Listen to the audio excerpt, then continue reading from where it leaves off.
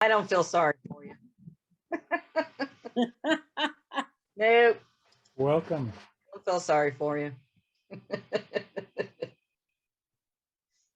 I have to put Doug Rowe Take on. it. What? Have to put Doug Rowe on, Eddie. Won't be tonight. He's out playing Army. Is he? Yes.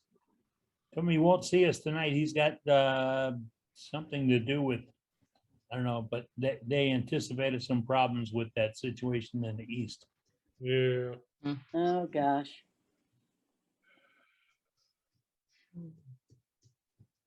But Brenda, did you figure out your on your Laguna lathe that you can run in your index lock and use that as a lock to hold your lathe when you want to do some carbon?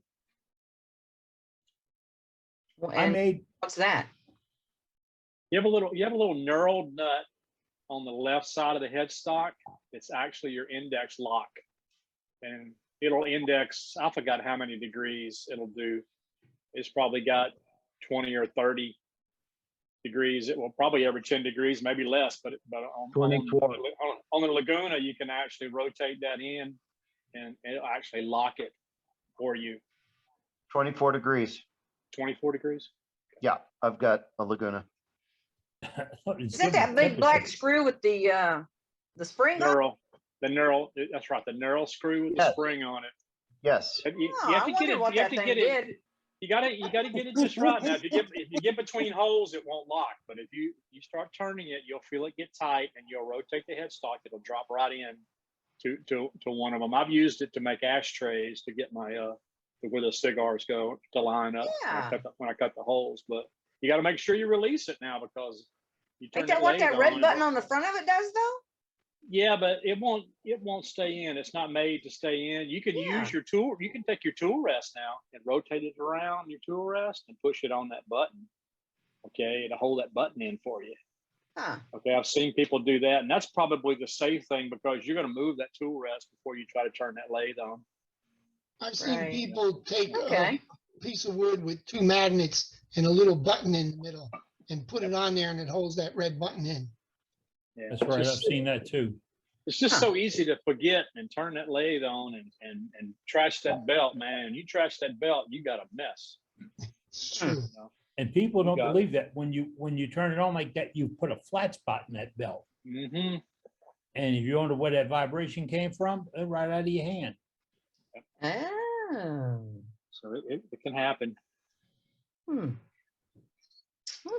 I'm not saying how I know that. Oh, okay. You read it that somewhere, huh? I read that somewhere. But I do know this: if you don't over tighten that belt, if you leave that belt a little loose, and you do have a boo boo, then you won't do as much damage. That's just my opinion. But I don't ever tighten it any tighter than I have to. I think that was my original problem when I first got my lathe.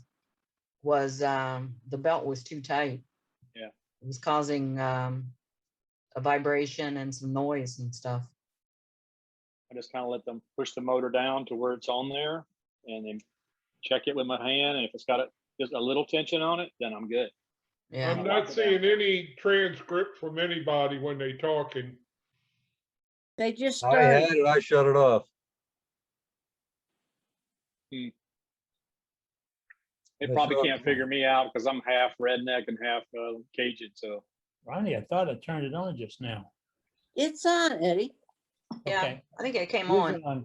But then you got an individual choice, whether you want to use it or not, right? Yeah, right. That live transcript button. Right. Click on that, it comes up with hide subtitles. Hide subtitle. Yep. That's what you have to do if you're reading something, looking at this thing, because you'll read that.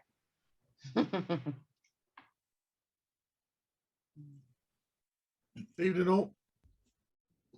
Hey, Paul, how are you Paul, today? how you doing, sir? We've missed you.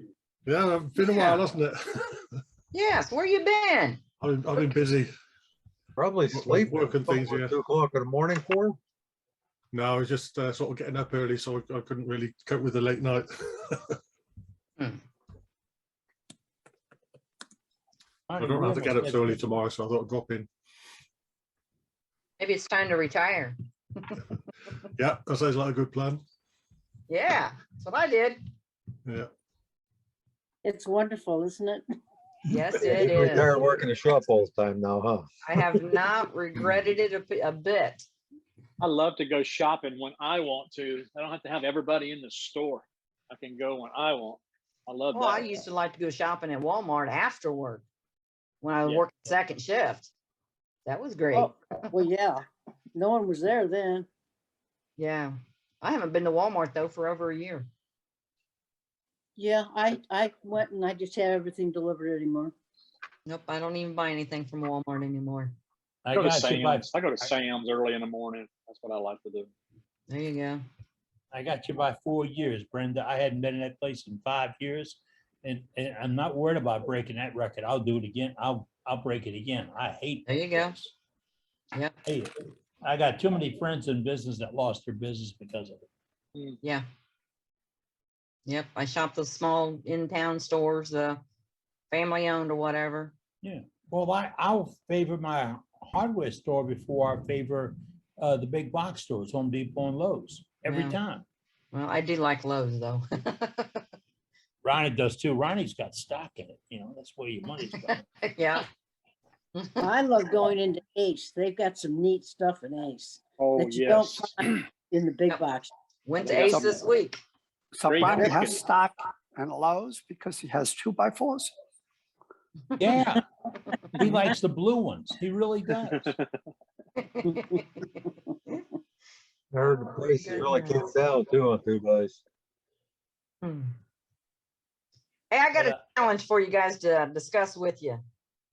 Let's go. What about, okay, let me show you what I did this week. All right, I made some more keychains this week. And what I did was, One for each finger. How about that? You look like the king of Shabib. there we go. You see them? Hold still. Yeah. They look like chessmen. Exactly. A year ago, I tried to make a chess set. It didn't work out too good, so I ended up buying a duplicator. And see, these are some of the extra pieces from my chess set. Okay, so I put them back on the lathe. I put a little end on that one. See that one? Mm-hmm. And then I added to this one here and redone the top of this one and this one. So anyway, my challenge is take something in your garage that you have that didn't work out right. Okay. Repurpose it. My fourth wife. Yes. What do you think? It's an idea. It's a great Did idea. somebody And say his fourth wife? Hey, Who said Brenda? that?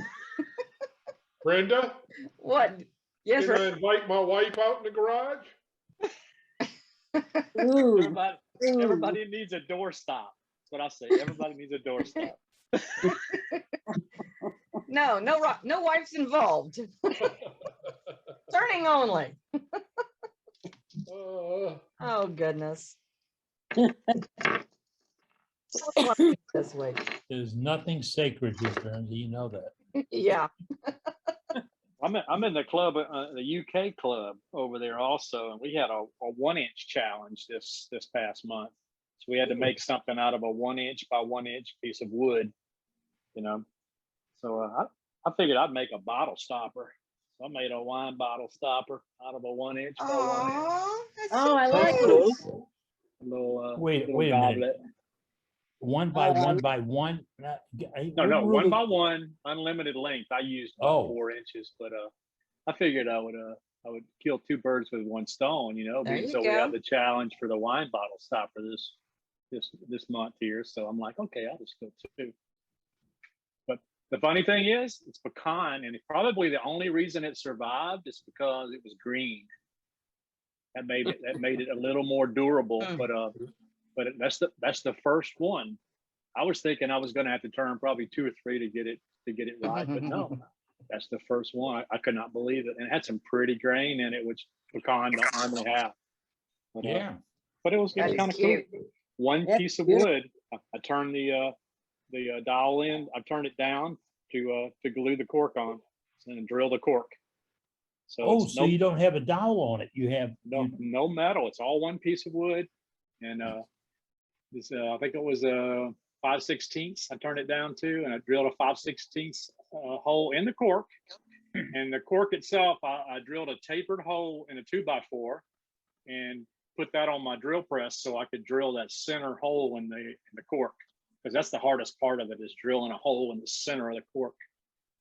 So Do by you pushing spindle? by pushing the cork into a piece of wood, it compresses it and holds it and makes it a little denser than it is, and you're able to drill a hole right in the middle of it, as close to center as you can get. It's centered up pretty close. you used to be able to buy those drilled corks prepped for that at Kraft or PSI or one of them. Yeah, I saw online you could buy some, but I had some already that were not drilled that I had used for another project. So I'm just I went ahead and used those. That's the fun. The beauty of it is it's pretty much all from scratch. I would have loved to have made it with a reused cork. That would have been even better. But it was something different. It's pretty thin. Yeah. Yeah, that's great. It was fun. So, and you hope that not everybody picks it up. They look at it, but not pick it up. I don't know. That pecan is, once it dries out, it's like cement. That's a hard wood. It's like hickory. But boy, it will move. It'll go football like you won't believe on the bowl. Oh yeah. I'm playing with a new reverse jam chuck type thing I got from Ron Brown. And I found a couple of bowls in my shop that they've been laying around for a while, and they went football. Man, does it make it easy to grab those footballs. Now I got to figure out what to do to finish them, because they really look like garbage around every place except the edge. You know, they moved and split and cracked and fuzzed up. My wife said they'll make good firewood, but I can't burn anything. Just ain't got the heart. I don't have the heart for it. So today I turned out the newsletter. David's going to probably get it a day or so to put on the website, but it's on our Facebook and on my Facebook, and it'll be out there. I was very much impressed this month that I had 12 pages of photographs and articles from U-turners. 12 pages. And I'm still getting stuff in today. Don't think we're done. I got some beautiful stuff in today. Andy sent me in a picture of some ink pens that they're beautiful. Thanks, Ed. Just gorgeous. Andy, you with us tonight? What's that? Is that Andy out there? Yeah, there you Yeah, are. I'm here. I'm here. Your video is frozen on my computer. Oh, Mine I'm hearing the too. voices. my face is frozen? Yes, Okay. Mine is too. I'm looking at Bill. All right. Mine's got to be a glitch. Ronnie, I'm going to make you host for a few minutes.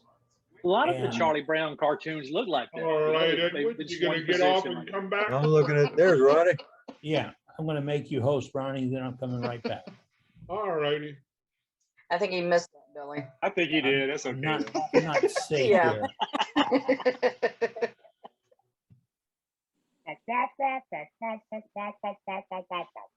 Can we talk about Eddie yet? Has he gone offline? No, There you How go, does he Brad. I think mute? he's still online. He just Video. can't see him. How do Y'all you think- mute your video? Hey, let's have a quick poll. Do I let him back in? You're the one that lives closest to him. Shows up on your doorstep. If we say no, don't blame And us. you wonder why you always get the blame for everything. And now we know. That's what you call a get back.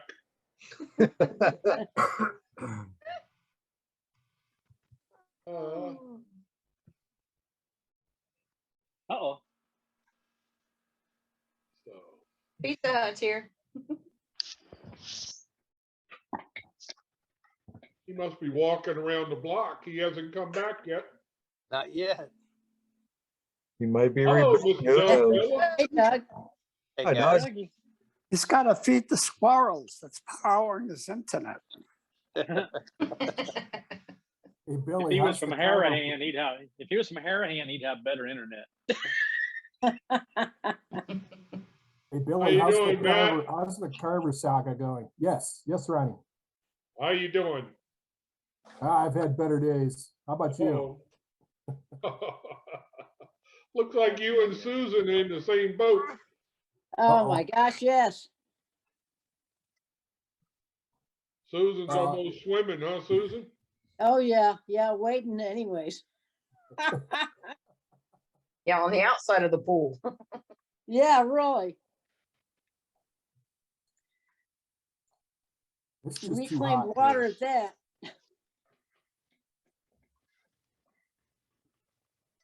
Larry's saving electricity. He turned the light off. Yeah, I did. You don't really need to see me anyway. There you go.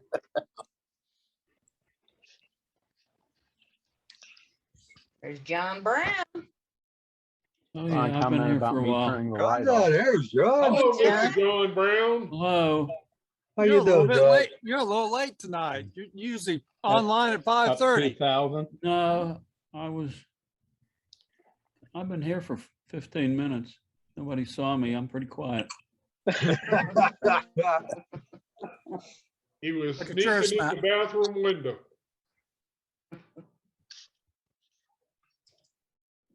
Have you been working in the garage or in the shop? Yeah, I've been working in the shop. Yeah. Christmas I've time's got a coming. demo to do a week from tomorrow night for the Butler area wood turners. It's in Chicora, Pennsylvania. Andy knows where that is. Eddie, you back yet? I'm back, Ronnie. I'm having a little problem here. I'm trying to get back in. It keeps kicking me out. But go ahead, turn me back on there. You know, I can fix. I'm trying to find you. Hey, Eddie. Yes, He's sir. the guy with the new glasses. We took a quick poll. All right. I don't want to know what the answer was. He's still frozen on there. Answer's yes. I'm changing something, Mr. John. Let me see I what I don't can see do. where you at, Eddie. Oh, There there you you go. Oh, now it's- Hey, how about You're that? back. He was back. Yeah, something glitched. Yeah, he's Oh, back I all think right now. When I changed from Wi-Fi to solid, I lost the connection. Okay, you should be back as the host. I am the host. Thank you, sir. Does that mean I get a raise? Double. The host with the most. He gets double time for that. Ronnie, in a little while, we'll let you tell everybody about your grandson. Yes, indeed. Yes, indeed. If y'all see me tonight, my chest is about 4 inches bigger. And he called me it sent me a text and called me the other day to tell me this news. And I don't blame him. If it happened to me, I'd buy a billboard, really. His grandson, Go ahead, Eddie. his grandson ran away from home. Oh, no. And all he took was his ID. That's all. To give y'all some insight, my oldest grandson is 18. He graduated in May, and he joined the Marines, and he left this past Monday. He's in Parris Island, South Carolina. Ooh, in August. And he's going to be undergoing 13 weeks of boot camp. So if anybody can, say a little prayer for them all, you know. So it's going to be a grueling 13 weeks.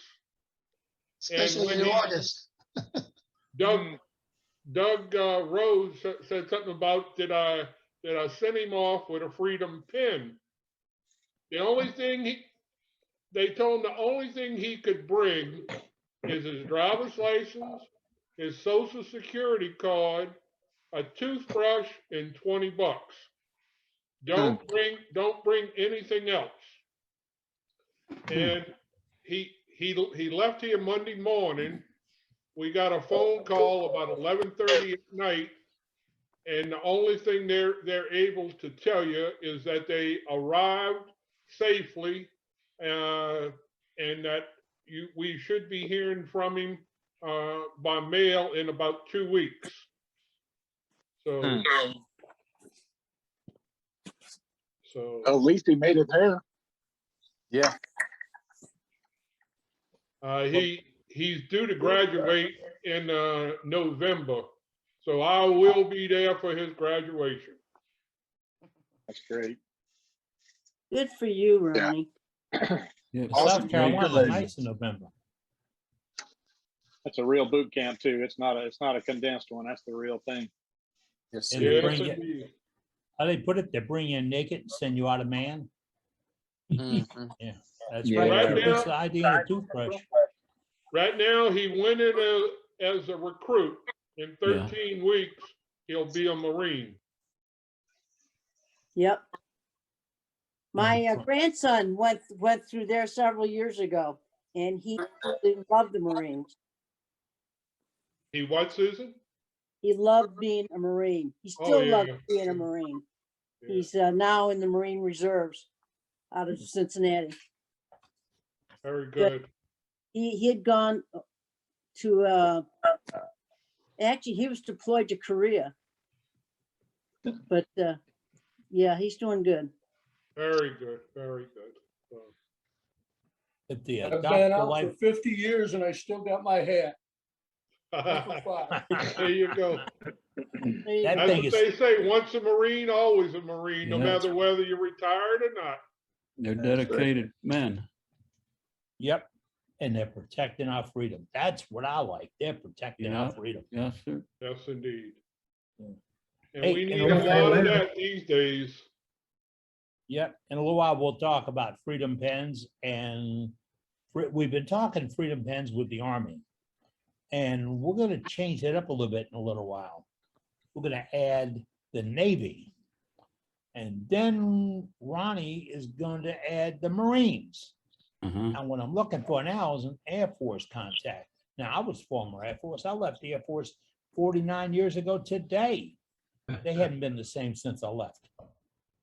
I have a couple of contacts out here in Colorado. Yeah, we're looking for somebody that has inside track to distribute the pens directly to the troops. I don't, that's the whole deal, directly to the troops. And don't tell the air people that you call them troops. They like to be called airmen. I got a lot of trouble with that a long time ago. Air A lot Force of is a trouble. lot different than the other branches. Oh, yeah. I mean, we drive a buses lot and different. everything else. Oh, They're a lot softer, that's for sure. Our No, we were a lot smarter. We built the golf courses before we built the Softer. runways, and then went back and got more money. Yep. That's right. I was stationed at Myrtle Beach, South Carolina. We had better security on a golf course than we had on a main gate. I'm sure that's true. I just say that because I work at the Air Force. Force Academy, so. See, Jack's got his hat on tonight. Hey, Jack. Hey, I had to put it on. I mean, all this talk about Marines, I started to say, I'm sorry when he said his grandson joined the Marines, but I figured, well, I keep my mouth I shut. was Just put thinking my the hat same on. thing. Well, I'm retired Air Force, so And what, at least Jack, they didn't make him join the Army. That's, No, I had a Nothing choice. wrong with the Army. I got to tell you a story about that. I'm from a small town in Texas, and everybody knows everybody here. I was off working, had a full-time job, and an old high school friend of my mother's called her up and said, Jack's number's coming up for draft in 2 weeks. If he doesn't want to be drafted, tell him to go join something. Well, this was in the Vietnam era. And I said, oh, hey, let me go join something else. So that's my story. a lot of guys in my high school class were going to the Navy. In fact, all of them went to the Navy. Of course, I had to join for 4 years in order to do that, and Army would have been just 2, but Yeah. whatever. I think I got you beat just a little bit. I was draft lottery number 3. Oh, geez. Whoa. So I hustled down to the Air Force and got all approved and everything else, but I had to go one extra semester in college. So I was technically drafted, and about 2 weeks before my draft, the date that I had to show up, I had graduated from college and raised my hand. So, yeah. Yep. And I spent 11 years in there. I did not want to go PCS to Kadena. And if I had have stayed in, I would have been one of the first flight crews assigned to Riyadh. Oh, I'll tell you what, Kadena wasn't fun. I did a winter in Kadena. Then I did a summer in Anderson, which offset the Kadena thing and in between the Vietnam, era. But when I was in high school, all the guys were going to the Navy. And I told my dad, and he says, okay, think about this. You will be stuck on a boat the whole time. And that's not the truth, but that was something to think about.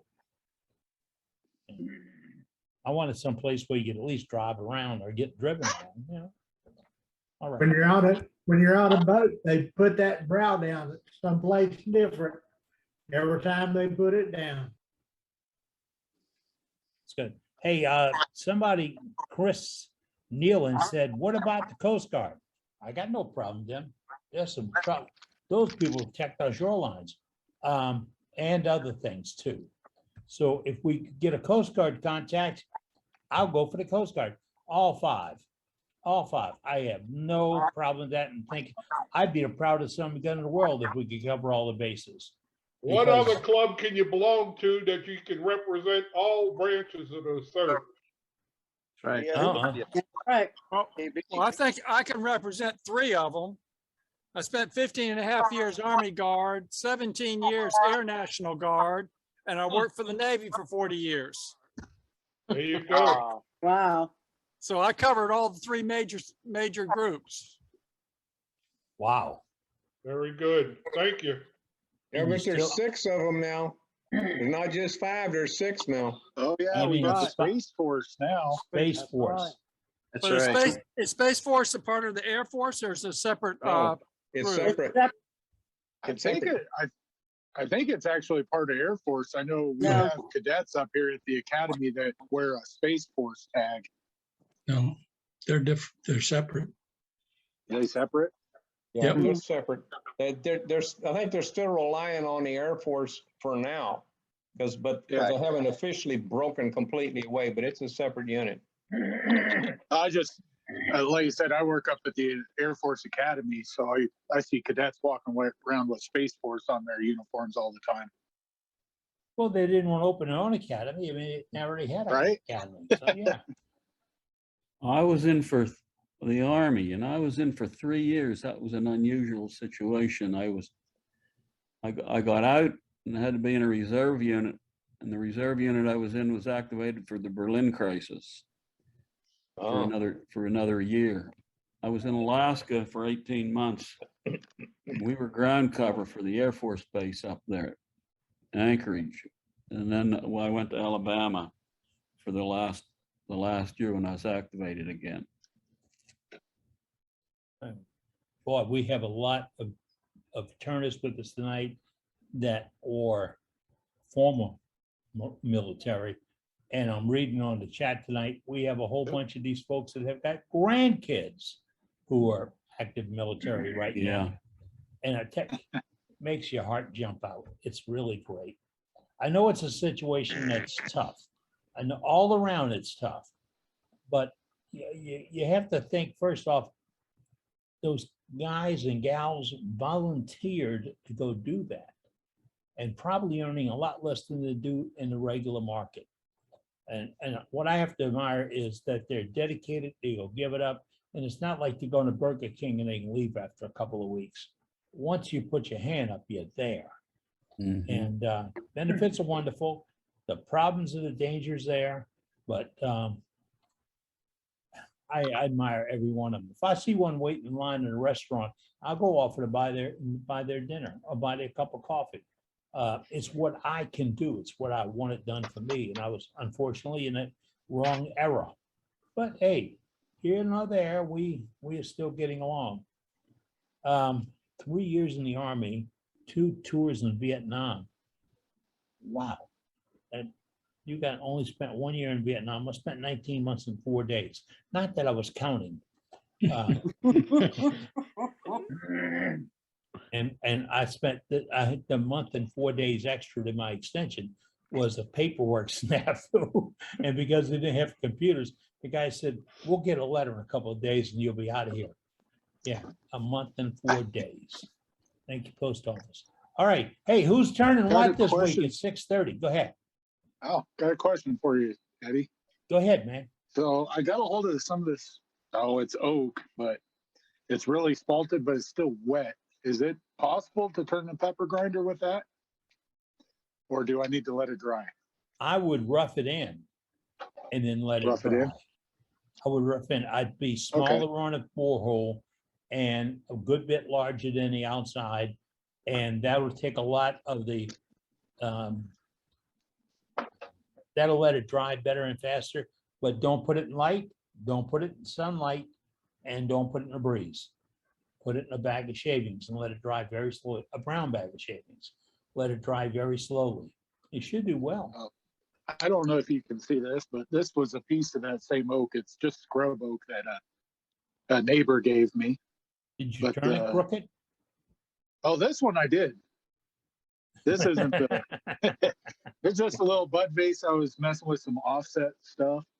I haven't buffed this one yet, but the grain and the spalting on it is just beautiful. Oh, so I wanted to do a pepper mill out of it.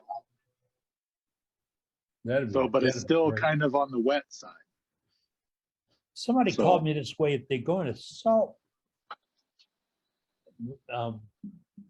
shaker and a pepper grinder, how would they, if they made them exactly alike, how would they put them on a table? And I said, take one of the strips of wood, a piece of wood, and burn in a black line around the bottom of the pepper. Accent it with 2 rings. On the other one, just put 2 rings and don't put any accent on it. The grinder kit I just realized that I got is actually salt on top and pepper on the bottom. Really? Yeah. So I don't even know who. It's a PSI woodworking product, but it's a pepper mill on the bottom and a salt shaker on top. I've made about. I haven't tried one yet, so I figure I would. Well, I don't put either condiment on my foods. If you're, Me, it's just pepper. if that wood is spalted, wouldn't that have something to do with like mold on the pepper? If it is spalted, I said it was wet and spalted. If it's spalted, wouldn't that be bad for the pepper? yeah, but seal the inside. No, once it dries out, the spalting dies. Spalting can't live in any. What? Yeah, the spalting has to have moisture to be alive. It'll be dead once that wood is dry. It's a fungus, not a that's causing it. Right. But still, if you treat the inside, I think I've had to. My mother-in-law wouldn't use it unless it was treated because it made contact with wood. Think about where the pepper came from, Bethany. Think about it. All right, anybody else turning this week? Let's get to some turning stuff. What's up? I see we got a good crowd coming in tonight. We got a lot to talk about. Just so to give you a heads up, we have a great demonstration coming this evening. Trace is going to do a 40-40 grind sharpening for us live on the air so you can see it. And we're recording this, or at least Dave is recording this, correct, Dave? Correct. Okay. We're recording this, and that excerpt will be on our website, which, thank goodness, we're becoming the fondest in the entire world. I mean, a guy called me the other day, how do you join the club? And I did the whole spiel with him and told him about the website. And he called me back the next day and he said, whoa. And that was his words, whoa. I can't believe it. You have more demonstrations there than anybody else. And there's photographs and articles and all this. And I said, yeah, I've got a webmaster that works at it. It's not a side job. That's what he does. He works at it. And Dave, really appreciate it. It is a beautiful website, beautiful. And folks, you want to add to it, you go there. I go there to get on this program. You go there, take a look at it. If you got some accolades for hints, tricks, complaints, whatever, send them to Dave, let him know. That's what we're here for, is to serve our membership. Now, I wandered a little bit. I'm looking for somebody. Carl Geary is outside Atlantic City, New Jersey, and he'd like to show us a pen. Carl, start talking. Okay. I finished this today, and it's a Gatsby style. Can you pull it back towards you a little bit? There you go. There it is. Oh, that's nice. Very nice. What's the material? Uh-oh. That is nice. It's a laser cut inlay that I got from Laser Lines. I believe they're in Georgia. Very nice. Beautiful. Good job. Beautiful. Nice job. Thank you. I like the big heavy pens. I only use the I think they call them Patriots at Penn State. Some of the inlays are hard to work with because they're so small. They are they fall apart real easy. I saw somebody on Facebook the other day showing a trim line that, or they turned and they said it keeps blowing up or breaking up. You don't have to turn them like paper. Take a look at your regular ink pen line around the house. I mean, this is a trim line. Look, he necked it down to the bushings. A gentleman did this and they put my name and all on it. And it's really, and when is that? 2013. Wow, it's an old pen. But you can play with the shapes. Just be careful. And my warning is, see this bulb down here? Don't go absolutely crazy with it. Put it in your hand, makeup in your hand, and use it. And if it's uncomfortable for you, yep, it might look good, but it wouldn't be used as much. We are collecting Freedom Pens, and the address is on our website, and there's a second address on the website because this week we signed up he signed up himself. A Navy fellow jumped on board and says, hey, Doug's handling the Army. I want to handle the Navy. And we talked about this a little while ago, but Jim Selby out of Jacksonville, Florida, is our new contact over there. And he'll be handling getting Freedom Pens to the Navy guys. And like I said earlier, because I'm going to repeat it, I am looking for somebody. Alexa, tree on. All right, your mic is open, sir. So we'll look for somebody to handle Air Force, Marines, Coast Guard, and Space Force. So if you're interested in handling the pens to go to the troops, drop me an email at the club address, worldwidewoodturners@gmail.com, and we of course we will use it. I asked anybody turning anything. I'm looking for you. Randy's We got Greg Bray. We got Greg Bray up, Eddie. Greg, all right. He had his hat on a little while ago. I got just some bottle stoppers, Eddie, for your challenge. Here's one, and then this one here's out of Bloodwood. What's the other one out of? Coca-Cola. Oh, you got extra Coca-Cola to make a bottle stopper on it? That's about all I've turned this week. I've been working on building screen doors for my deck.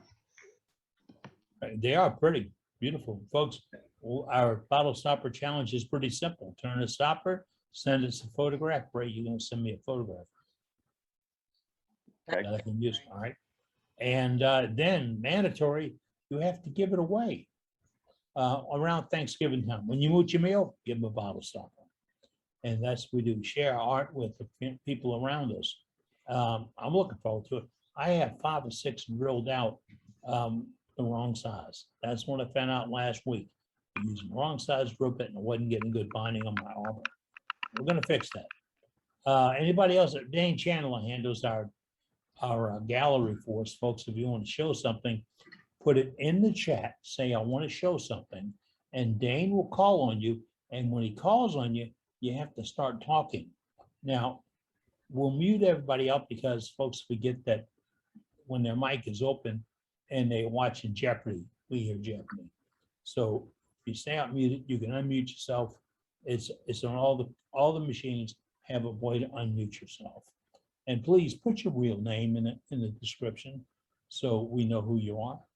And when we call on you, instead of number 6311105. Okay, Dane, anybody up? All right, we got Terry. He's up. Hey, Terry. Yeah, I think I'm on. Got the mic on? Yes, You're sir. on, Can you hear me? Terry. Can you hear me? Go ahead. Okay. Yes. We got a mushroom box for part of its challenge. Move it. You Move can it. see it pretty There you good. go. Pretty small. Well, it's a little snug. But I thought it's that got a was just- top. It's got a little acorn on the top of it. The acorn's about 3/4 of an inch long and 1/4 of an inch in diameter.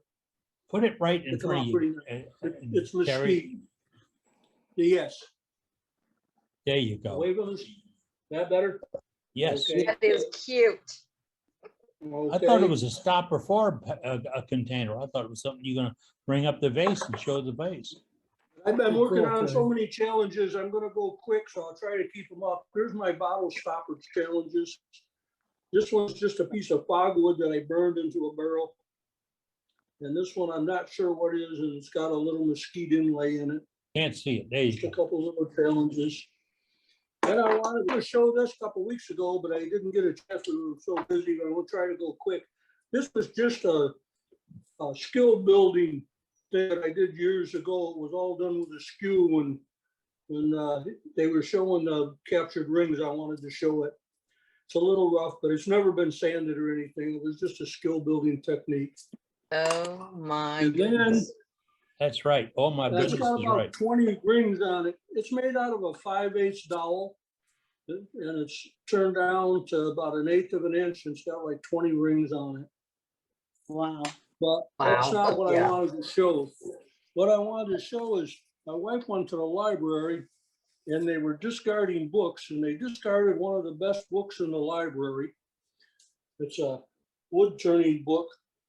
And the pieces that I'm going to show were inspired by this. by a I man have that named book. Ron. You have it. It's a I wonderful. have that book. Yeah. And I don't know why it's probably the best book in the library. But anyway, these pieces are inspired by that. This is, I think you can see it, it's Norfolk Island pine. It's probably 3/8 of an inch. It was supposed to be translucent, and you can actually see some white through it, but when I sealed it, it darkened it up a lot. And that's the base of it. It's about 9 inches in diameter, probably 6 inches tall. And that wasn't the inspiration that was left. This is the piece that was inspired by the piece that's in the book. It's my also Norfolk Island pine, but it doesn't have any knots in it. And turning the Norfolk Island pine, it's probably a good idea if you do some schooling before you do it. It's kind of like trying to butcher a cow when you don't know what you're doing. You got to turn it in, and this is the third piece. This is the inside. This is like 13 inches in diameter. And it's a pedestal. And it's also Norfolk Island pine. And it's also, actually, with the light, you can see through it. It's going to have too much light in here. But you can shine a light through it. It's pretty thin. It's about 1/8 of an inch all the way. All 3 pieces are. You know, So, if you're tired of turning that, you can send me some. Say what? Are you tired of turning? If you're tired of turning that wood, you can send some of it to me. It's beautiful. Well, the problem is now that I figured out how to do it, I don't have any left. Is it on? And this is a piece from a couple, 3 weeks ago. One of our guys showed it, and I thought it was kind of cute. It's a toothpick birdhouse, a piston box. So none of which are my ideas, but I thought you'd like to see them. So I'll let somebody else have the field. Well, Terry, you have that book and you went to that book to get ideas. That's the way to do some things. If you are confused about what things will look like or how you can get this shape and that shape, a book like Terry is just now showing you. It's at the library, or you can buy them through some of the bigger catalog services. I have a Ben Poe book from about 8-9 years ago, and I'll occasionally flip through it just to see the art that somebody generated, and he didn't copy it. He generated it out of his mind, and it's absolutely gorgeous. And that's what you can do too. Get something, go through it. Don't try to copy their work. Just use it for an idea to generate your own work. Anybody else up, Dane? Yes, we got quite a few tonight. Let's go rock and to roll. See Terrell Brace here. Terrell, go. Unmuted.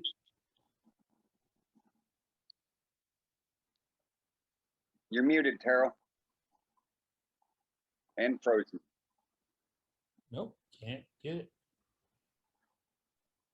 We're gonna come back to you, Terrell. See if you can work on that muted. And All we'll right. go to, Let's go to Jeff Munkowski here. Jeff, go ahead and start talking. Jeff, we have to find you, so you have to say There we go. something. Can you hear me now? Yes. Yes. All right. Got a couple of things. First one is a pedestal bowl. That's gorgeous. Yes.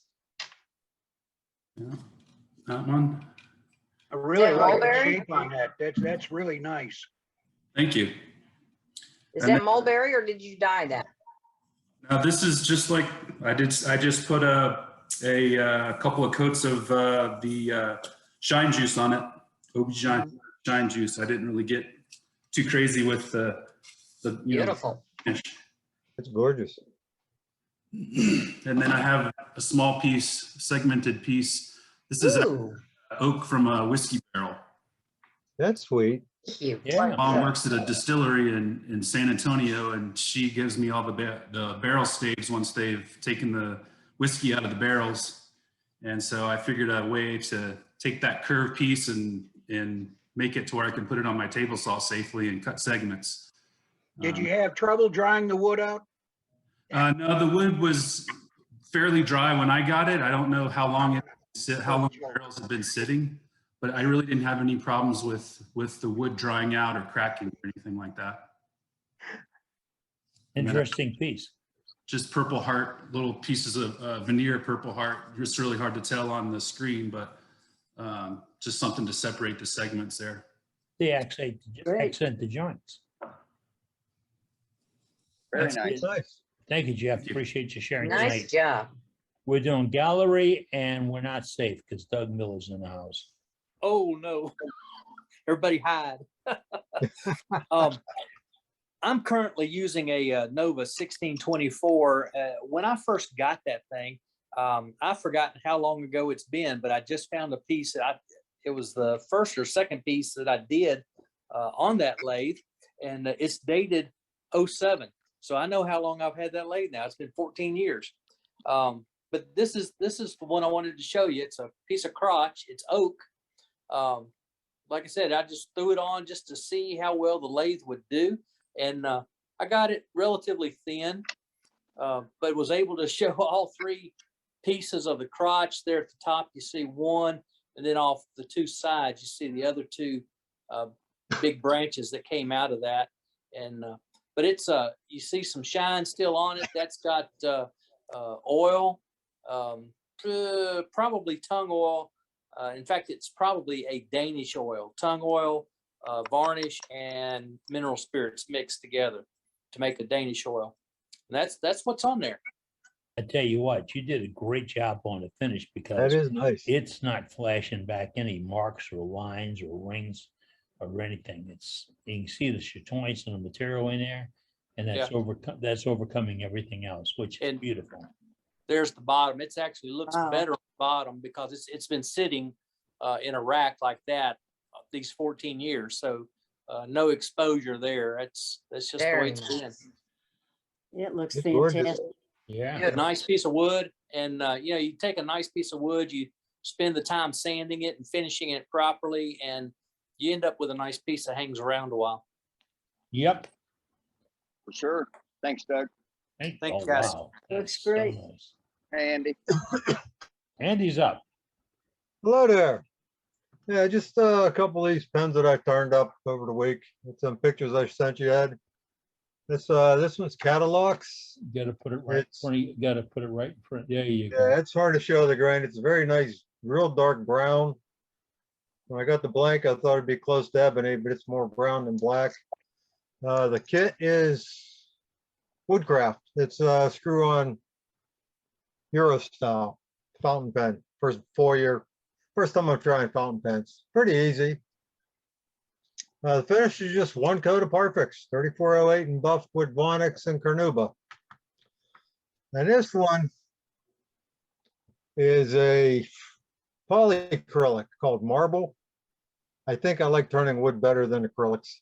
It was just, Definitely. I mean, it looks pretty. I just didn't like the way it turned. It was chippy. It was just, I like wood better than this stuff, but I had to try it. It was a pretty blank. And this one's polyacrylic. This is another Woodcraft kit, and I think this is the Navigator kit, I believe. I was just trying them out. One of the guys I was working with wanted a couple high-end pens, and we got laid off. I called him up, and he's on a 2-week vacation, so we'll find out. That's All right. all. Thank you, Pictures Andy. I sent Beautiful that, work. they look better than the video does. Well, they're gonna be in this month's coming up newsletter, not the one you just got, but in the next issue of the newsletter and on the promotions that we run, we produce once. Well, a thank week. you. Yeah, but my camera on this laptop don't really show good, and my lighting ain't the best here, so pictures are gonna look a lot better. Okay. Thank you. And folks, I mentioned that we do these promos, and you've seen a couple of them out there. We put them on Facebook, and some of them retape and put them on YouTube. What I need, besides hair, I need a, come on, Brenda. I need some, I need some action shots. Only 15, 20 seconds long. They gotta be in, they're used in 2 or 3 second shots. But I like to see what you're turning, some pictures of it. I've got one of Ronnie. I got one from me. I have one from Brenda. I think I got a piece of the one from Matt. I'm trying to work on it. It got a little grainy.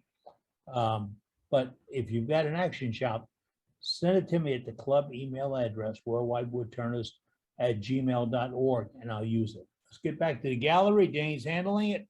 And we have, who's that? Billy's with us now. Look at the hair on this kid. He's still got hair. Yeah. I actually made the 4th of my clocks, and this is for a birthday present for a Saints fan, and she loves Drew Brees. She's 80 years old, and I figured this would be a good time to give her a birthday present. May not get another one, but this is cypress and black walnut and pecan and a little bit of Chilean cypress for the ringer. But turned out really well. I like it, Billy. On the think back, you'll like you got your name signed on it. How was that done? That's did with a laser engraver. I know it's a little out of focus, but Well, that's all right. You have one. You're getting pretty good at it. yeah, it you just save the file and then you're able to edit it and make it whatever size you want. But Very nice. it worked really well. Nice. It's got it's got Parfix. Parfix is on the actual cypress, and the rest of it is just Carnauba. It's very nice. You like Really making them hard. clocks, aren't you? I just made 4 of them. I actually made 5. One of them was a failure. You know, it had some cracks in it that I didn't want to deal with, and but I was going to make Turn 6. it into but I something got 4 else. of them. Oh yeah, I do a batch of something, but it's all good. Nice So- Where job. do you get the clockworks for that? I ordered a couple of them off of Amazon initially, and then I think I ordered 6 from clock place, but I can't remember the name of the clock place, but it just slides in. It's got some nice little, I hate looking at this screen, but it's got some nice little tabs here. The first two I ordered actually came with a rubber boot, and I think I like this better. You're able to just put it on the lathe and turn it to where you get a nice fit, and it just pops right in, and it won't come out. It's in there, you know. I used to know the name of that place you're talking about, Clock something. It's in the name. Yeah. You're not talking about Pocket, are you? Pocket. American Wood Turners, American Wood Crafters Supply. It's a small mom and pop place, and it's in Iowa, Riceville, Iowa. And they actually hand signed "Appreciate Your Business," Bob and Kelly, Andy and Mylan. Can you And say there's that a phone. again? Hold it back up, Ron, and just like that, Billy, we see that phone number. You trying to write it down? It is 641-985-4032. 95-4032. Yep, it's on our chat, right on our rolling screen right now. Yeah, it's a nice little place. I think I paid about, let's see, it was right at $8 a piece for the clock movements. So you save a couple of bucks by buying 6 of them as opposed to buying 1 or 2. Makes a nice gift. Makes a really nice Yeah, gift. yeah, exactly. That's exactly what the whole purpose of it was. I wanted one for this lady's birthday, and it worked out really well. And I was able to take a photo off the internet and printed it on photo paper and took the clock face off, took the hands off, and a little double-sided tape, and which goes right on the face. It is worked pretty out really right. well. Worked out really Thank you. well. That's very nice. That was the easiest part, was putting the photo on the face. The clocks are beautiful, man. Yeah. Yeah. I want to do a winged bowl clock. I saw one of the guys in the UK had one, a 3-sided wing bowl with a clock inside of it. That's my next project. Thank you, Billy. That's a beautiful piece. Very timely. I was waiting for Doug to come up with that, and he didn't. Okay. So, Hey, it's game time. Yeah. all right. All right. Who's up, Dane? Gary Bobenhausen is. Hey, Gary. Yeah, howdy. I just made up, where are you in the middle? Okay, there we go. I did some of the bottle stoppers. And this is just the first one that I did. Put a little well, you can't see that, can you? Nope. There we There it is. There, what? Tinkle in it. There it Put a is. little decoration on the bottom side of it. It's just plain old walnut. I put 2 coats of sanding sealer on it, and then buffed it out on the Beal buffing system. And actually came out real nice. It feels really nice and satiny, I guess you'd say. I really like the way that one feels. This one, Love the grain in that. yeah, that great. Ooh. This one was just a piece of what did you guys call that kind of wood?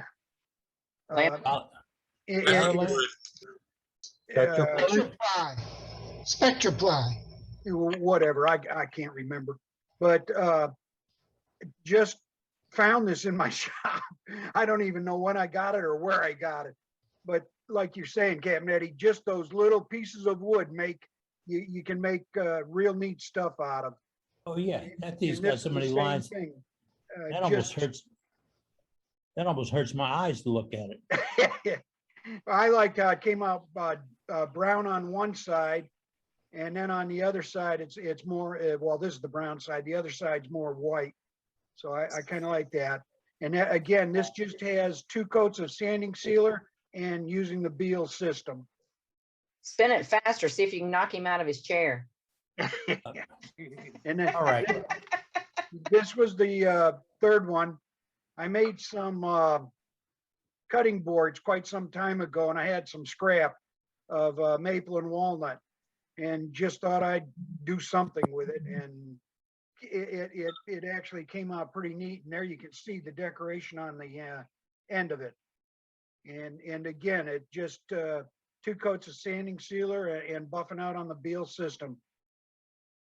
That thing's got some chatoyance to it. Look at that, it's flashing. Yes. Beautiful. Yeah, that's very nice. Sweet.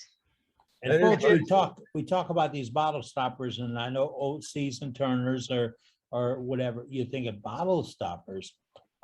This is an awesome skill builder.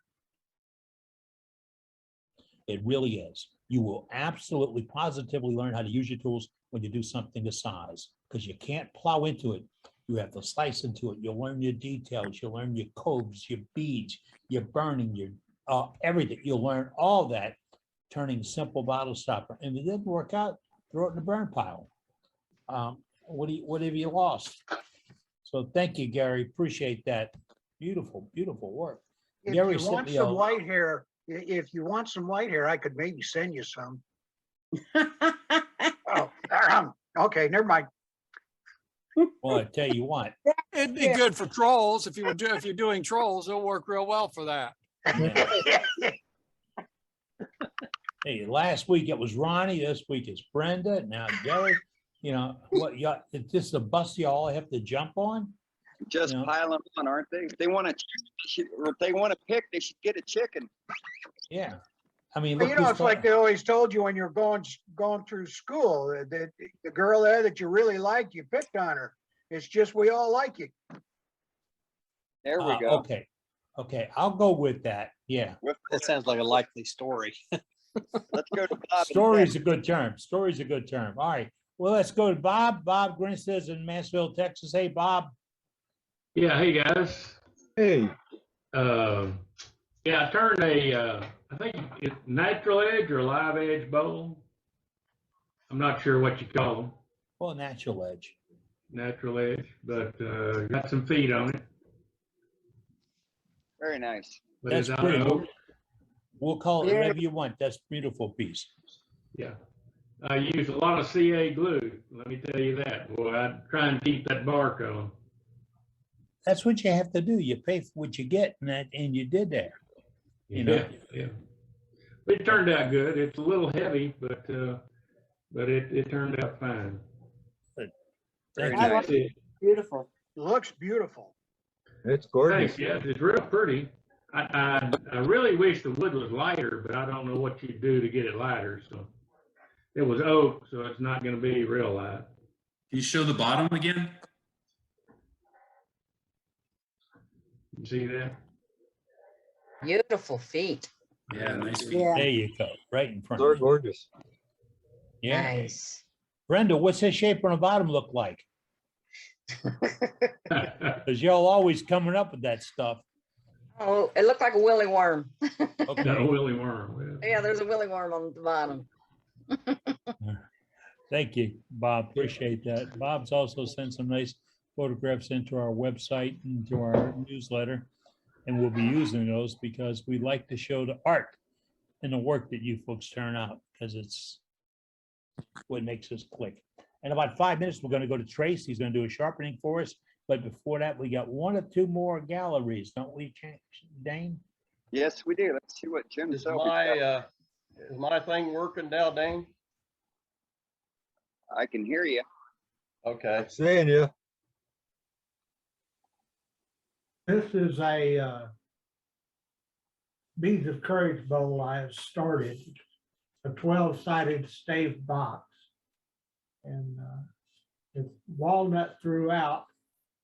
And I'm going to put a knotty alder top on it with a walnut finial. That'd be pretty. That's nice.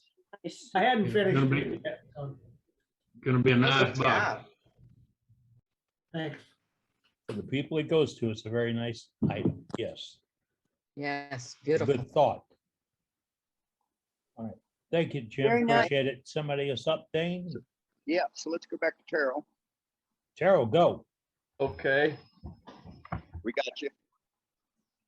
I've got a couple of bottle stoppers I made. They're a little bit different. Hold it right in front of you, right in front of you, sir. Okay, I'm gonna get this thing off my.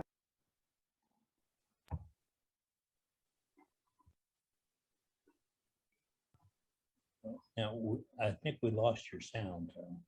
Okay, I'm still talking now. Can you hear me? Okay, yeah, now, okay. Put it right in front of your face. All There right. you go. Yes. And it's made a little bit different than everybody else's. How's that? Well, it's made out of this right here. And Yep. it's got a top on it. And I popped that little stainless steel top out, put a screw in the piece, little number 6 by 12 or a 1/2 inch, I mean. And I screwed it in there and then epoxied it in there. And this is another one. That's nice.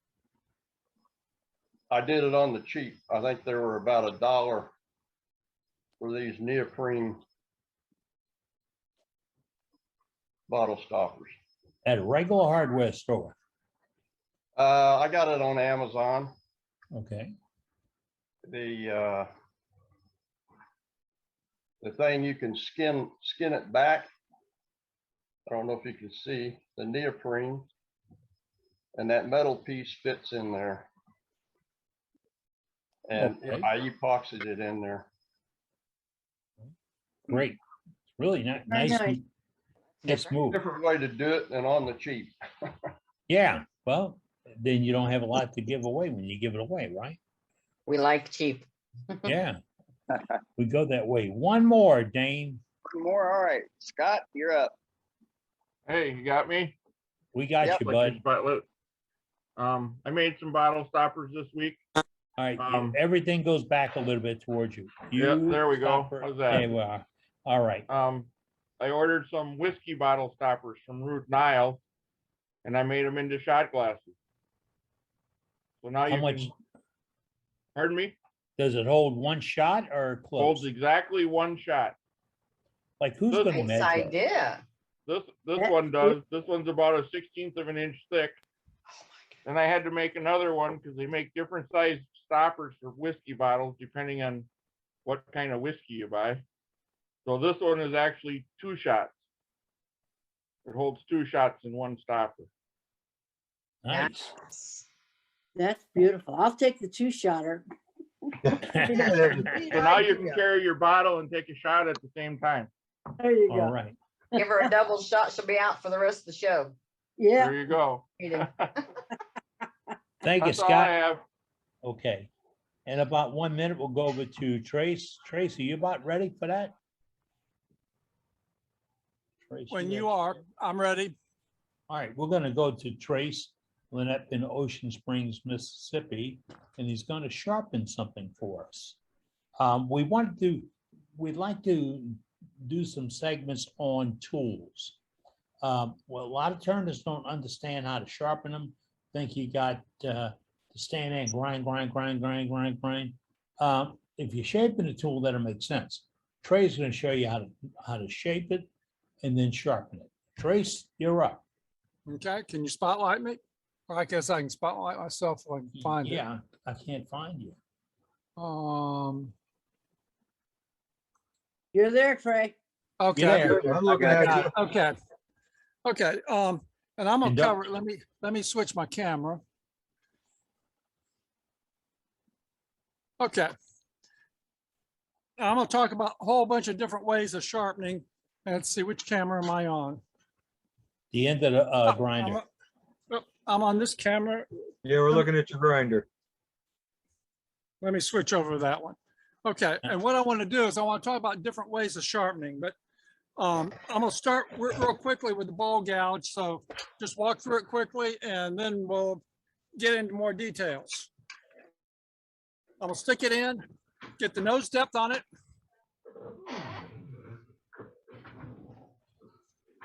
I'm going to set this at the distance I need to and come in. I'm going to grind the wing. Grind the other wing, and then I'm gonna merge the two across the middle. And that's a standard method of doing the ball gouge. But what I want to do now, that's talking about the ball gouge. Let me talk about, that's a real quick thing on it, but let's go ahead and get this overhead. Okay. I want to talk about some different things getting to that point. Now, the We're most looking at- important thing on sharpening, by You're the way, not is on. Your I know. picture isn't on. Okay. He's at the I know whiteboard. what I'm on right here. Ah, there Okay. you are. Okay. Now I'm going to talk about angles, sharpening angle. I'm going to talk about the angle on sharpening.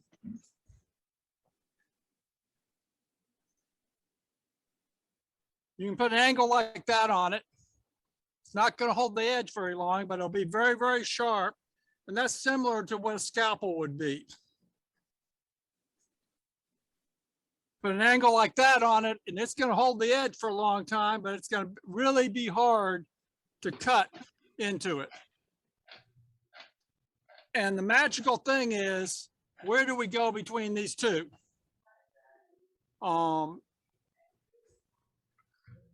Carving book tells me to go from 15 degrees to 20 degrees for softwood, 20 to 25 for hardwoods. Kitchen knives. Show you 3 different knives that are kitchen type knives, and the edges, if we can see the edges on it. This is a chef's knife. It's fairly sharp pointed, but fairly sharp on it, but it's not quite as sharp as a Sansu knife is. It's more pointed on that one. Contrast to a cleaver, which is very blunt. This is made for cutting bone. This one cuts vegetables and soft materials. This is just a general knife, and a kitchen knife. So on kitchen knives, they vary it depending on what you're cutting. So, and it makes a lot of difference of how well that edge holds up. Now, from what I understand, the magical number for what we're looking at, I probably can't draw it, is about 40 degrees. Around 40 degrees, plus or minus 5 degrees. So 35 to 45 degrees is about the magical number that we want for wood turning. It's durable enough to hold an edge, but it's still sharp enough to give you a good cut. What you have on a lot of these bowl gouges, and I'm not going to question on what it does, a lot of bowl gouges are sharpened to around 60 degrees, between 55 and 60 degrees. What that does on that gouge, when you do that, that's the bowl. By having that angle, this one is ground about 60, I can go around here and still continue to ride the bevel all the way to the bottom. I can ride the bevel here all the way to the bottom. I can ride the bevel here.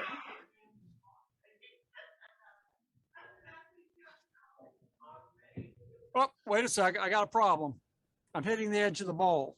Then I have to jump to another gouge that is sharp and steeper, such as something like this, to make it all the way across the bottom of the bowl. But about a 60-degree angle covers most of the turnings that most people do. And if you want one gouge that's going to do it all, it's somewhere around 55 and 60 degrees. It's not quite a sharper edge, which means you're going to get more tear out. But at this angle here, I can make the cuts all the way through on this. If I jump it to 40 degrees, this one's at 40. When I come down here, I'm hitting the edge of the bowl. I have to jump on bowl gouge. The flat one, I'm okay all the way down. This one here, I will have to jump to a bottom bowl gouge. So the 40/40 grind allows me to get the edges and the outside of a bowl very well. It gives me a better cut than the 60-degree grind does, but I have to use a different gouge across the bottom of almost every bowl I turn. So this is where most people fall under bowl turning. And let me turn something on. I got a pole. And what I'm asking here, and I'm not even sure how this pops up on your thing. What I'm asking is what grinds do most people use? It should pop up on your computer. I don't know whether it did or not, but did it pop up? It Mm-hmm. Is it working? Yes, Yes. it is, Trey. Okay. And I'm just Unfortunately, okay. unfortunately, my vote doesn't count. No, I'm the host. I don't get the vote. You don't get the vote. No, what is this, like Waukeene or what? Come on. Well, that's fine. That's fine. You don't need to vote. All right. And I'll give everybody the results of that when we get through, of the different grinds that most people use on their bowls. On doing it. So We can see the poll increasing numbers as the people are first thing voting. I'm gonna do is I'm gonna go ahead and show you how to do this grind here using the Vari-Jig.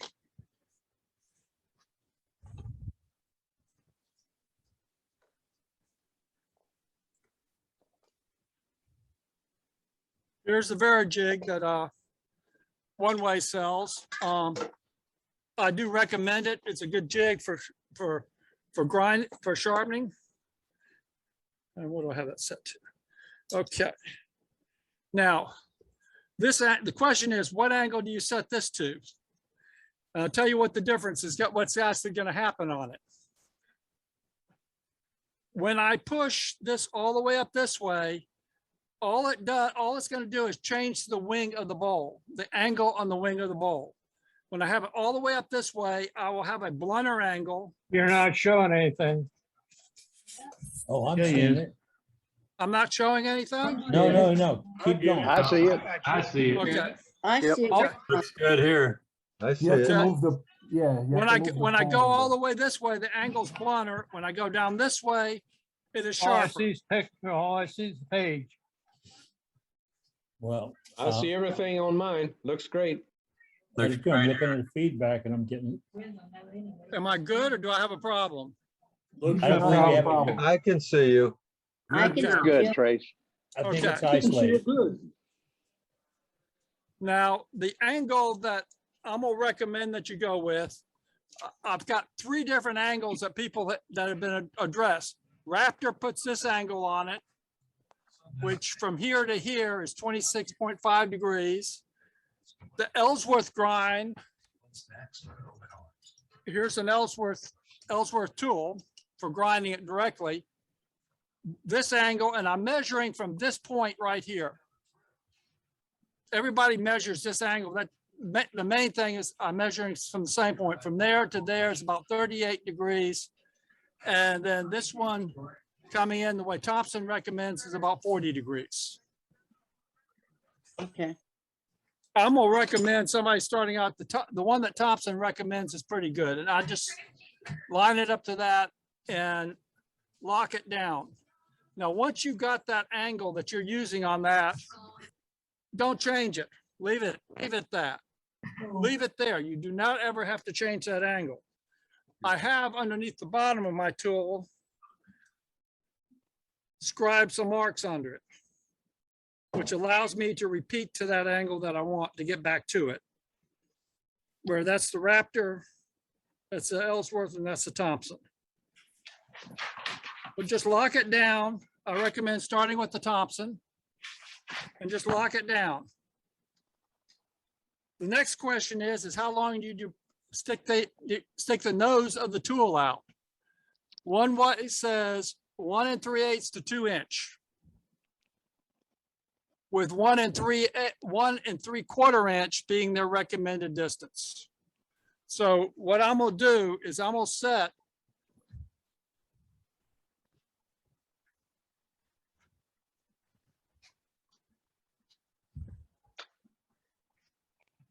This is a little block gauge. That's 1 3/4 inch.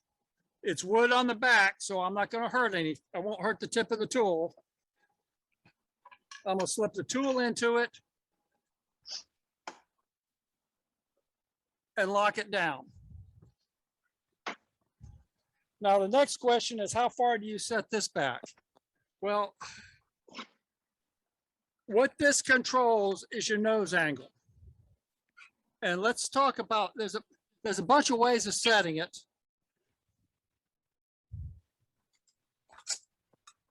Raptor makes some jigs for doing it. Now, the Raptor jig, they give an angle on it, but that angle is only good if you use their particular angle on the jig. But to show you roughly, this is set the way I want to leave it. Oh well, we'll just do it. It is set by coming in like that on it.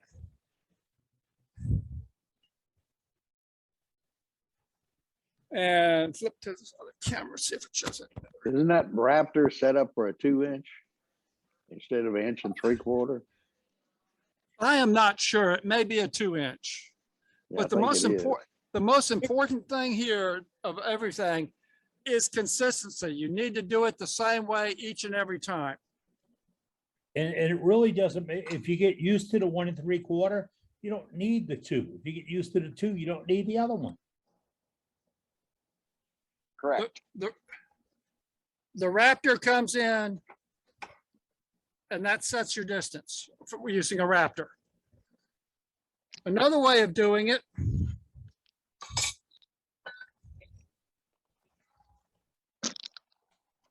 come in with the tool, move it in, and to the tip of the tool, to that tip of the tool right in here is parallel. The other thing you can do with that too, to double check it. There you go. Get out your Crayolas game. I put a marker on it. I marked it.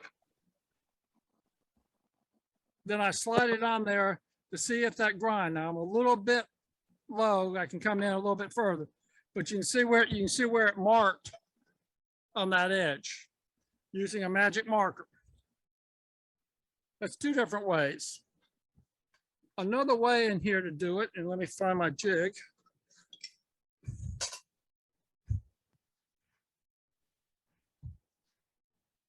If I'm trying to go 4/7, which is a common number, if I'm trying to do a 4/7 on it, I cut a piece of wood that was 4 inches by 7 inches. Make sure I get it right. Okay. You had it a Now second ago. I removed this little notch from the center from the corner because I don't need it. What I'm gonna do is I'm gonna sit here and eyeball. I'm eyeballing this line right here to the center of the wheel, and then I lock it in, and that's down 4 and out 7. You can do this at any setting you want, but what it will do is consistently repeat the distance you have out on the wheel. Another option, once you find the distance you want, mark it. Mark it on the slide. Then you can come back in there and repeat it. A third option, and it's one I've done and on doing it, is basically make a Raptor for yourself.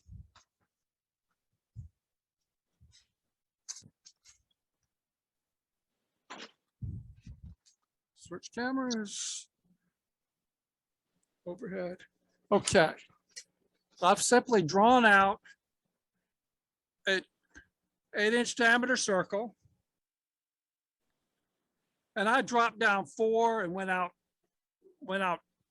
whatever.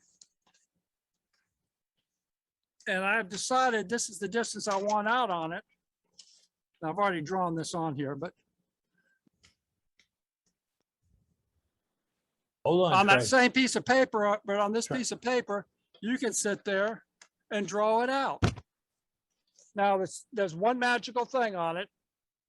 Whatever you're doing and repeating it, draw a line from here to the center. And the reason why is you do not want this leg below that centerpiece. If you do, I did that. You ask me how I know I did that. But what happens when you do that, it gets stuck in there. This one here will lift straight out of the way. The other one, if it's down below this center point, it's stuck in there and you sort of have to push it out sideways.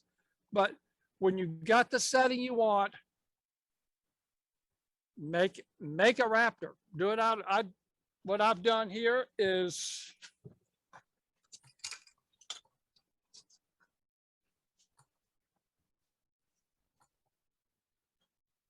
just make it out of PVC. And unfortunately, this one here, this is the one I said don't do. I said, okay, that's great. Well, I'll show you what happens when you try to set it to that. This bottom piece jams because you can't pick this up this way without it hitting that. This one here is above that, and it will just clear. It'll just clear when you use it for setting. But make your own Raptor. The numbers I found out with a 1 3/4 inch extension.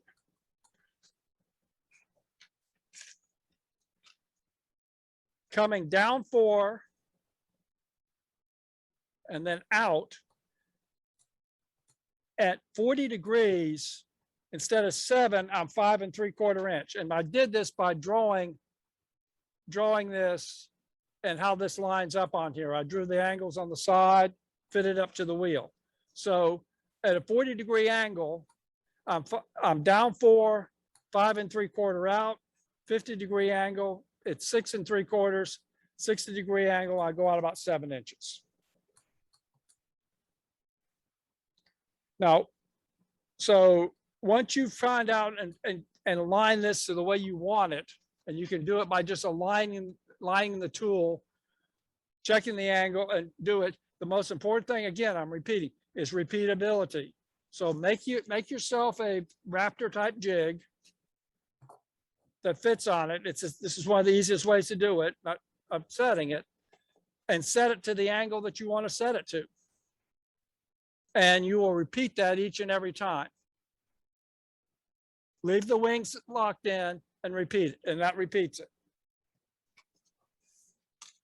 So this is pretty close to where you're starting out on these dimensions. The other thing, a lot of people worry about this being 4 inches exactly down.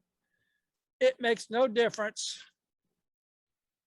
if my wheel, my thing is pointing downwards. It makes no difference. It's still gonna grind exactly the same as if it was here or here or here. It doesn't make any difference. So don't worry about picking your rotation point up or down or whatever to make it parallel. It does not have to be parallel to the ground. If you catch what I'm saying. I know they make some jigs out there that adjust. They make some jigs out there that this part adjusts up and down and everything, so you can get it the exact thing that way. It makes no difference. It makes no difference as long as you have the angle, the length that you want on it to approach the wheel. And with the jig on there, as I said, it makes no difference. You can grind on this part of the wheel or this part of the wheel. It doesn't make any difference. So we'll put this back in. And this time I'll walk you back through slower on it. Okay. I'm gonna use the jig that I have, set my bullnose angle on it. Can you pull back on the camera a little bit? There you go. Yeah, because you need to see that other part of it too. Okay, yeah, there we are. I set that bullnose angle. then I'm gonna set this distance. Now this one here, I don't have one that's gonna match it, so I'm gonna just set it by aligning it this way. And I'm actually not gonna grind it. To start with, on grinding this, the first thing you're gonna do with it on a new tool, and I'm not grinding this one up because, and I don't use this grind very, grind this top surface. That'll give you a flat surface to allow you what to mate up to. Doing it on both sides, grinding it down, and then grinding the center of it. Personally, I prefer, and let me show you why. Okay, if I'm grinding this here, I get to a certain point, I'm in the way. I can't get all the way over here because I'm in the way. My personal preference on tools is to use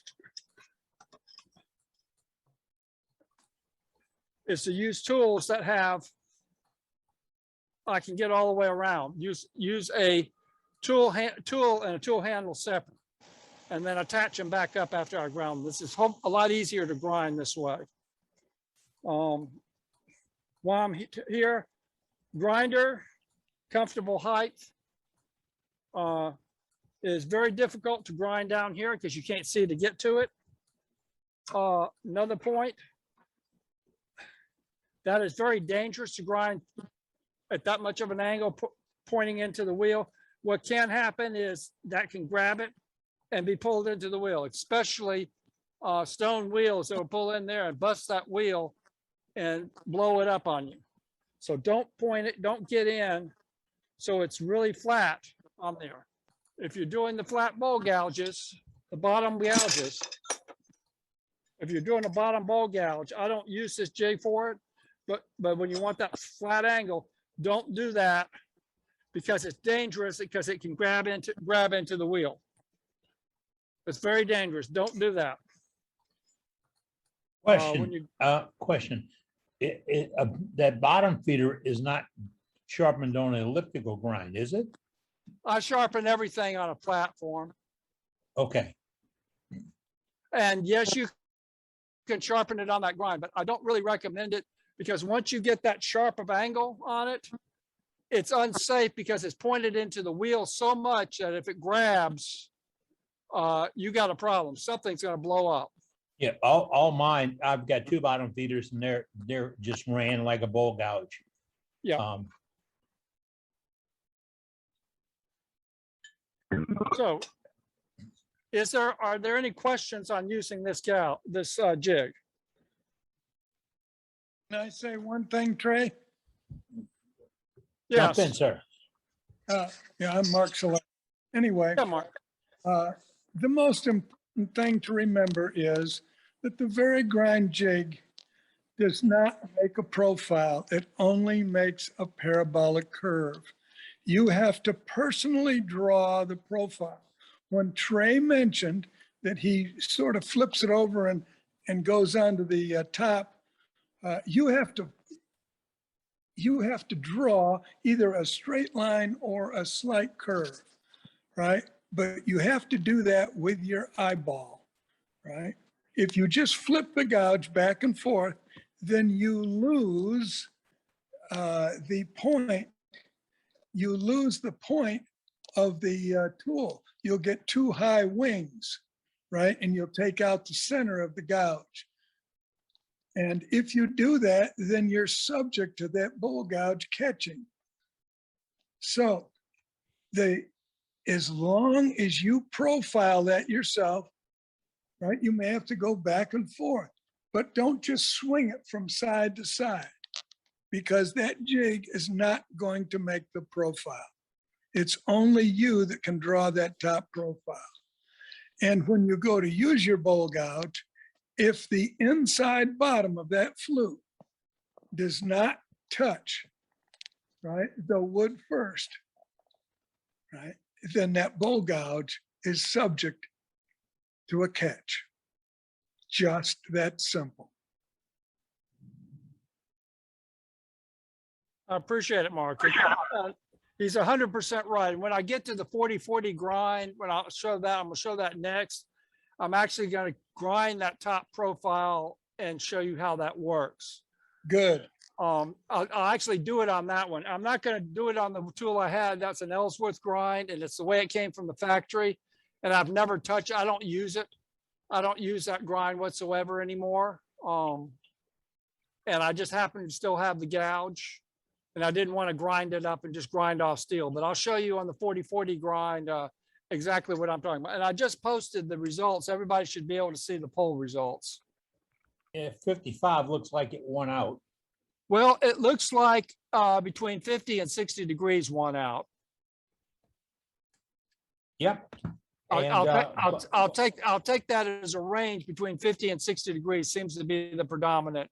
And we have about 18% of the group on a 40/40 grind.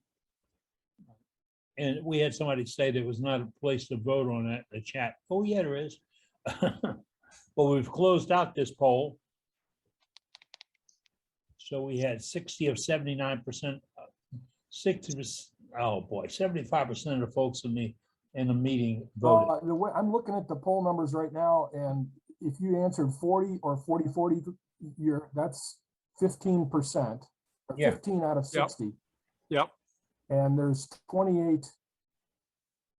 36 people out of 60 who are between 50 and 60 degrees. Right. Now, David Ellsworth's worksheet shows you 55 to 65 degrees. He's a little flexible, and he is a firm believer in a 247.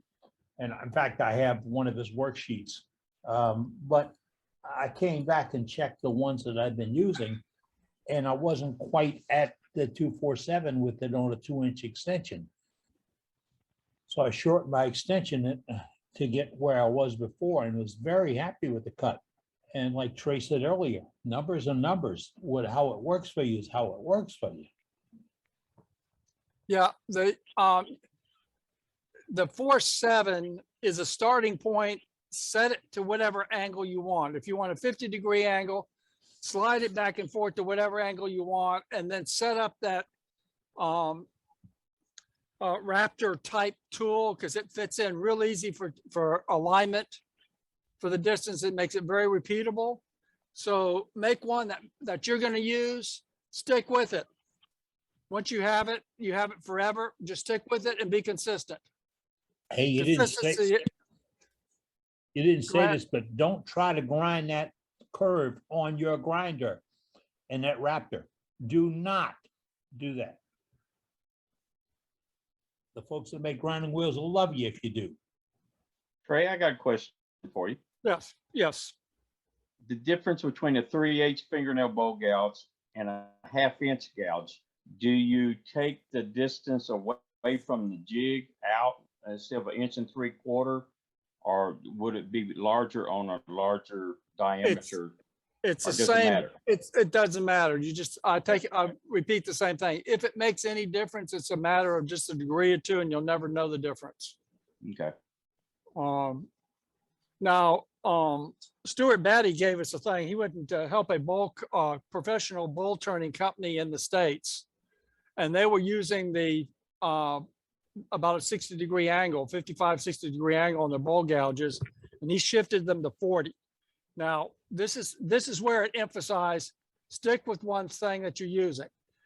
These professional turners for 2 days blew up bowls left and right. Every time they were doing, they cut right through the bottom of them, every one of them when they went to 40-degree grind. After a couple days, they stopped doing that, and their production jumped a lot higher because they reduced the sanding. Because it has a sharper angle on it, it cuts a smoother cut. But the main thing I'm pointing here is repeat and do the same thing each and every time. Continuously do, and you have muscle memory of how you're turning it. So use the same grind, be consistent. Set up a jig that's going to line up to your thing, similar to what I just did on the Raptor. Cut a piece of plastic. That was just a piece of acrylic plastic. Set it up and make it, and they'll set your wheel out. You can mark on it how far you go. Get something to measure the bull nose angle, and leave the wing to this the same. Don't move it. Lock it down. Leave it where it is. Don't move it. You don't need to move it. As a Ellsworth comes fixed. This is adjustable, but you do not need to move it. Just leave it where it is. And I sort of recommend the angle that, that Thompson was using here. And I think I'll give you that angle again and you can measure it and repeat it. I sort of recommend that as a starting point or a point for anybody to start with. But once you set it and start using it, leave it the same. There's not a significant difference on the wing of how much the difference is on, I measured the differences and it was not significant. It may have been 15 degrees all the way from one end to the other end difference. So it's not a lot of difference. Very, very minimal difference on the wing. A minute ago, you said your muscle memory when you're sharpening it. We got to add to that the muscle memory when you're using it. I mentioned muscle memory when you're using it on the gouge, not sharpening it. When you're using it, you learn how that edge cuts. Yep, and if you change your grind, then you change the dynamics of that muscle memory and you have to relearn it a little bit. Yes, that is very, very true. So the main point of this is be consistent. Yeah, I noticed something interesting about the Vari-Grind thing you were showing there, the one-way tool, the jig there, is that it doesn't go straight out. I mean, I use the True Grind system, which is similar, but I use it for sharpening my skews and everything, and I really like that it goes all the way up, so I can get a parallel angle on it because I can sharpen my skews with it really well. You're talking about it doesn't slide out far enough? You know what? Let me let me find some scrap. It slides way, way out. No, what I mean is it doesn't go all the way up, so it's horizontal. The jig, not the arm. The arm. So. Oh, okay. Yes. Okay. Yes. On mine, my arm goes. I don't know if y'all can see that, but it goes straight out like that. And oh, hold on. You're not spotlighted. I can spotlight myself. Hang on. Oh, yeah, here we go. Go ahead, Matt, you're up. Uh-oh. You're up and frozen. Yep. Okay, so my arm goes straight. My internet connection is unstable. You're on good and solid right now. Okay. Anyway, but I don't know, it was a curious difference to see, looking at what, I know how mine does because then I can sharpen my skews and my parting tools really well. And it was curious to see that yours doesn't go all the way up like that. So just an observation, that's all. Different systems. Yep. And your rotational point's totally different too, though. You're right, it is. You're right, it is. I had to think about that a minute. When you change tools, you're going to change grinds. Okay. Okay. So that talks about the Vari-Grind. So. Hey, Trey, can I throw something on you? Sure. All right. What you're looking at right now is that adjustable tube going into that holder. One of our guys from Texas sent me a photograph. He drilled a hole right there on that top surface of that tube, and he puts a pin clean through that hole on both sides, and he knows that that pin is for that gouge and that grind. You marked it with a pencil. He said he kept screwing it up because it kept going shorter and shorter and shorter. So he put that pin in there, and that makes him more consistent. And when he needs to move to a different grind, he pulls a pin out, puts it in the other hole, and moves it in. That's a good idea. But that will only work if you have a CBN wheel. If you because the diameter does not change on that. If your diameter on the wheel, on a stone wheel changes, then you can't use that pin. Correct. We interrupted you, Trace. Can you? No, that's good because those conversations those are good conversations to jump in here on doing it. I talked about 6 different ways of doing it. I think the Raptor copy, a Raptor type tool, I think was probably the easiest way to do it. Because it's easy to put it in and set it to it. No matter whether it's a stone wheel or otherwise, it'll still adjust. So, Correct. and once you get the angle that you're using, you can stick with it. I wonder how many times tonight we can say consistency counts. So let's look at the 40-40 grind.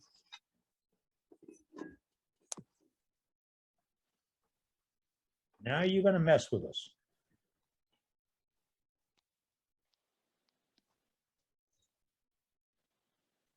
Okay. Now this platform is set, and I'm using this to set it with, but it's not set at 40. Let me get an adjuster.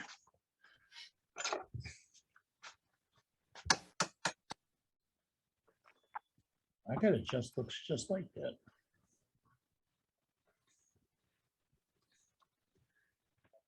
Yeah, I do too, Eddie. It's a popular item. Yeah. The adjuster? Yeah. Yeah. I've got the one upstairs is I should have brought it down.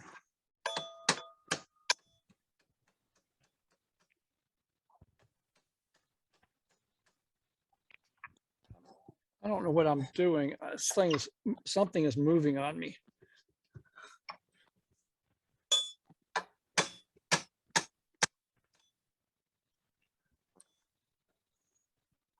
Okay. I don't know why that's sliding in all the time on me. Slide this out so.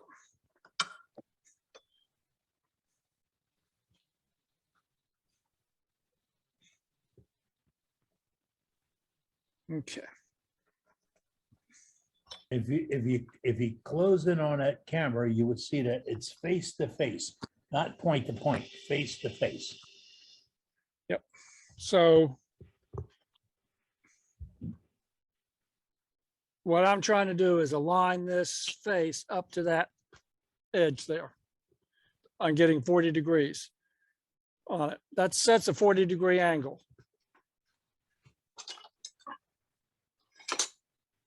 You want to ask me Now- how I know it's not point to point? You got one.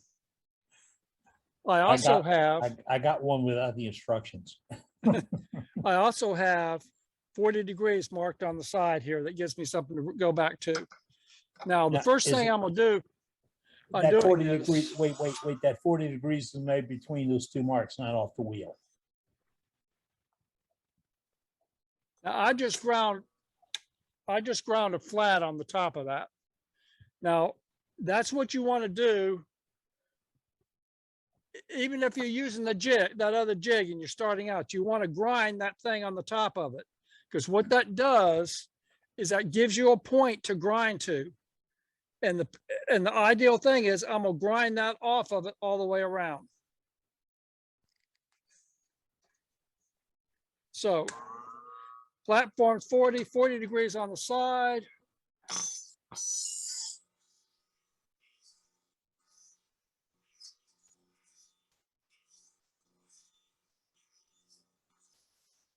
I would get my real fine wheel on this,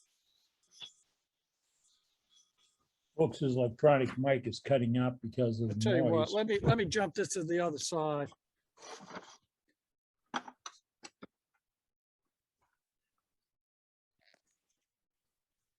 And I'm doing that because that wheel is so fine. All right, jump cameras, please. Okay. Yeah, this wheel is a fine wheel.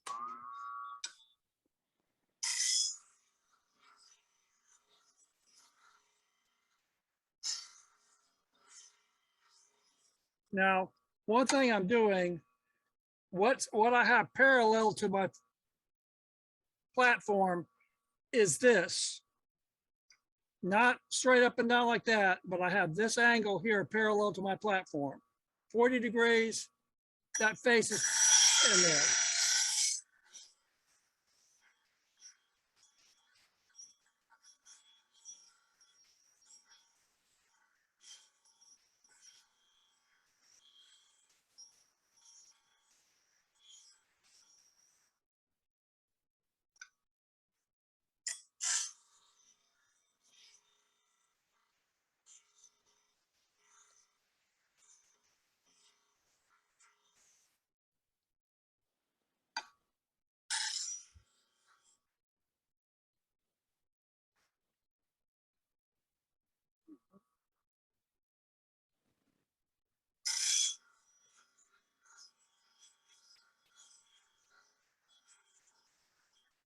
And if you notice what I've done here, I'm grinding towards this, I'm grinding away this little flat edge here. It's almost all gone on this side and on that side. I am not hollowed out this way. I'm either flat or domed up this way.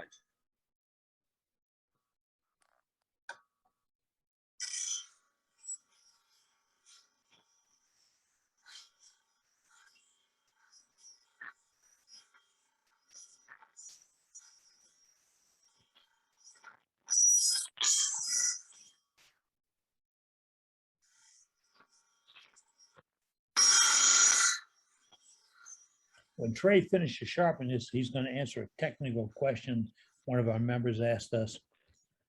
Explain a 40-40. What does it mean? We'll wait for him to sharpen this and then he'll handle that for us. But as you can see, his wheel is set at 40 and his guidelines are set at 40. Okay. Now I've removed these flats from the sides. So that's got my outside shape. Now I need to do the tip of it. And all I'm gonna tip on it, I'm just gonna rotate it around.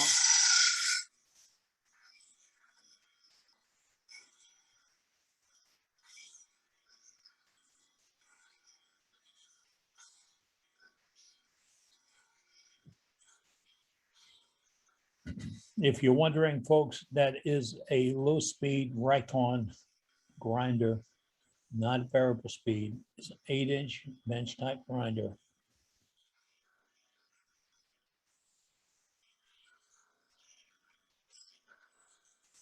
Okay, now I've got it all the way around.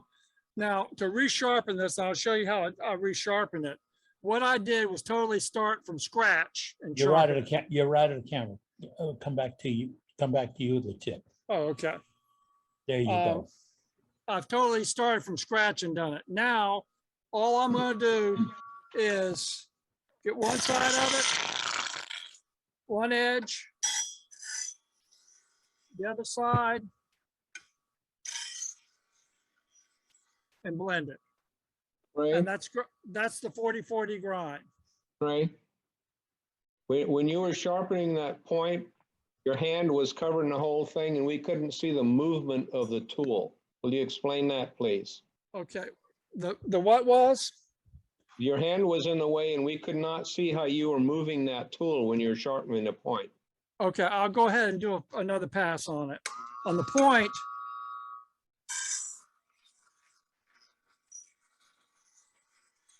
in fact, most of the time after practice, you can come in here and make that pass just like that. That single pass is all it takes to dress it. So you were moving the tool from one 40-degree line through the middle all the way to the other 40-degree line. That was the point I was trying to make. That is correct. Now, the thing that happens on this is all I did is instead of, I'll get it back where I have a body instead of a thing. What I did, I used the platform instead of the jig. The jig holds you an angle, the platform holds my angle. It does the same thing. If you're using the jig, these side angles here on there, you have to manually do those. You have to watch it as you're doing it and manually do those side angles. The jig does not do it for you. All the jig does is hold the angle to the grinding wheel. You can make it sweep way back or you can sweep it very little. But all the jig does is hold the angle to the shunt. So, and this platform's doing exactly the same thing. So this is really not much harder to grind doing it that way than it is using the jig on doing it. Trace, Sue has asked, what gouge are you grinding it on? This is a Thompson gouge, and I believe it's a 5/8. Deep fluted? Thompson gouge. What? It's a standard ball gouge. It's a standard V-shaped or elliptical ball gouge. Thank you. And also, Joe asked what wheel you're using. You said you went to a little bit heavier wheel. I think I jumped to a 80 grit instead of a 120 or 220, I mean. And I did that because the other wheel would have ground it, but it would take me a whole lot longer to get to it. And I was realizing I was reshaping the tool to match this, the grind, that I wanted to show you how to, start from scratch on and do it. Now, when you're sharpening in your shop, you're turning and you walk over, you're gonna be on a higher grit wheel? I'm on a 600 grit wheel upstairs. Okay. Because all you're doing is sharpening. Yeah, it's a single pass. I'm really just rehoning it almost. It's a single pass all the way across. Okay. Now, the other thing it's very common to do, and I have not done it on this one, is to put a relief angle back up underneath it. And I'll show you how to do that. It's okay, let me switch cameras. And catch what he called it, folks. He called it a relief angle. Okay. And to do that, simply come up like this.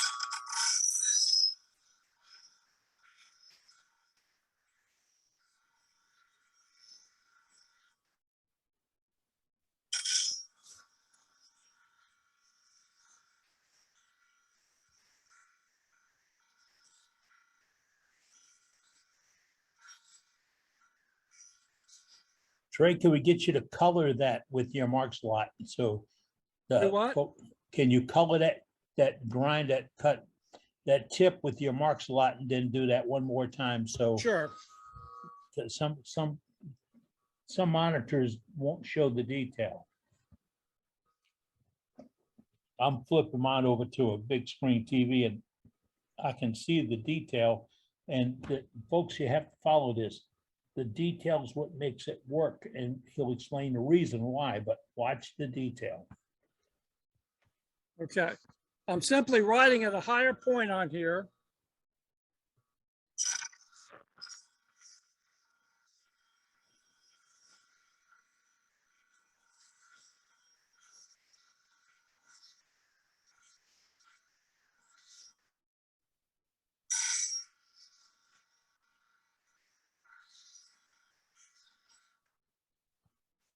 And what I have here,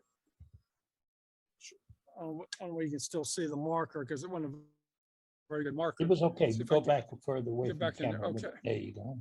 Okay, what I've done is I have ground this bottom section here. My original grind, see if this will mark it better. What the problem is the tool's hot and it won't take the marker. The tool's too hot to take the marker on it. But I've ground this bottom section back here. And my bevel, the bevel that I write on is right here. And actually you don't need a bevel any more than about a 1/16 of an inch. Between an 1/8 and a 1/16 of an inch bevel. But this just gives it relief angle on the back, so I'm not writing that against the edge of the bowl when I'm doing it. So I'm only writing on this bevel from here to here. So you can actually turn a sharper corner on the inside. Yes, sharper on the inside, but I don't cut to any of that. Now, what it actually does is when I come back here and resharpen this, I have less steel to remove and it's easier to do. It's quicker to do and everything because I have less steel to remove. I'm not removing all the way around just on the tip anymore. So.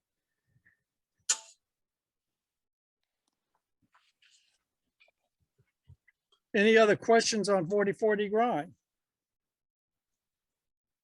The person that asked what if we could describe it better, hopefully when you were grinding, the 40/40 is self-explanatory. You're 40 degrees on the tip and you're swinging 40 overall from side to side. That is 40/40.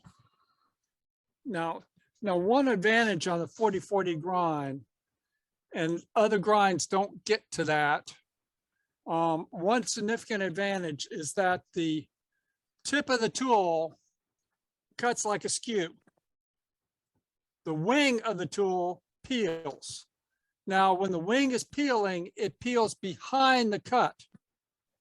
It's not in front of the cut, it peels behind the cut. And with it being behind the cut, I can have a big peel come off of my bowl, but I'm still have a skew cut right here at the tip. So what enters the wood is just that tip right here at the very, very tip. And the wing is what peels the wood coming off from the side. So my cut, whether I take a 1/8 of an inch cut or, 3/8 of an inch cut, I still get the same cut because the tip of the tool is what's doing the cutting. The wing, all it does is peel. It's just a peeling cut, and it peels after I've made the initial cut. It's not far behind it. It's probably a 32nd to a 64th of an inch behind where the initial cut is, but it's still behind it. And since it's behind it, it does not affect the surface of the bowl you're turning. Now, new turners would understand that if you do this grind, it's not a plow. You can't go dead into the material like some folks believe you can, and there's YouTubes out there showing it going. You have to roll this up on the side and go in as a slicing cut, correct? You go in, when I first start into the cut, I start in with the flue vertical and then roll it to the side as I continue into the cut. If I have punky wood, I'll keep it more vertical because that's giving me a more of a slice on the front. Down to 45 degrees, it's going to be a little less slice on the front. So it's usually between 45 and vertical. When you first go in vertical, rotate it in there and do it. Now, since I have 40 degrees here, here, and here, when I'm making the cut, and I'll have to show that later because I'm not set up to turn anything, I can simply rotate the tool, and I never change the bevel angle on the side of the piece that I'm cutting on. If that makes sense to you. Yeah, it's like the outside of a quarter. It's all the same. Okay, I'm cutting here, and I'm riding the bevel. I'm riding the bevel. I can simply rotate the tool, and I'm still on that same 40-degree bevel by simply rotating it.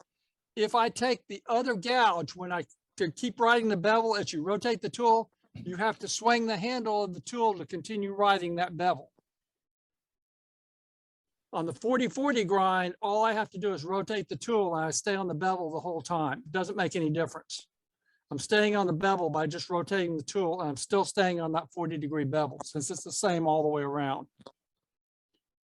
On the other grinds, you have to swing the tool handle to continue to stay on that bevel while you're making the cut. If you rotate the tool, which means more muscle memory, which doesn't work for some folks. Is it more aggressive as you open up the flute?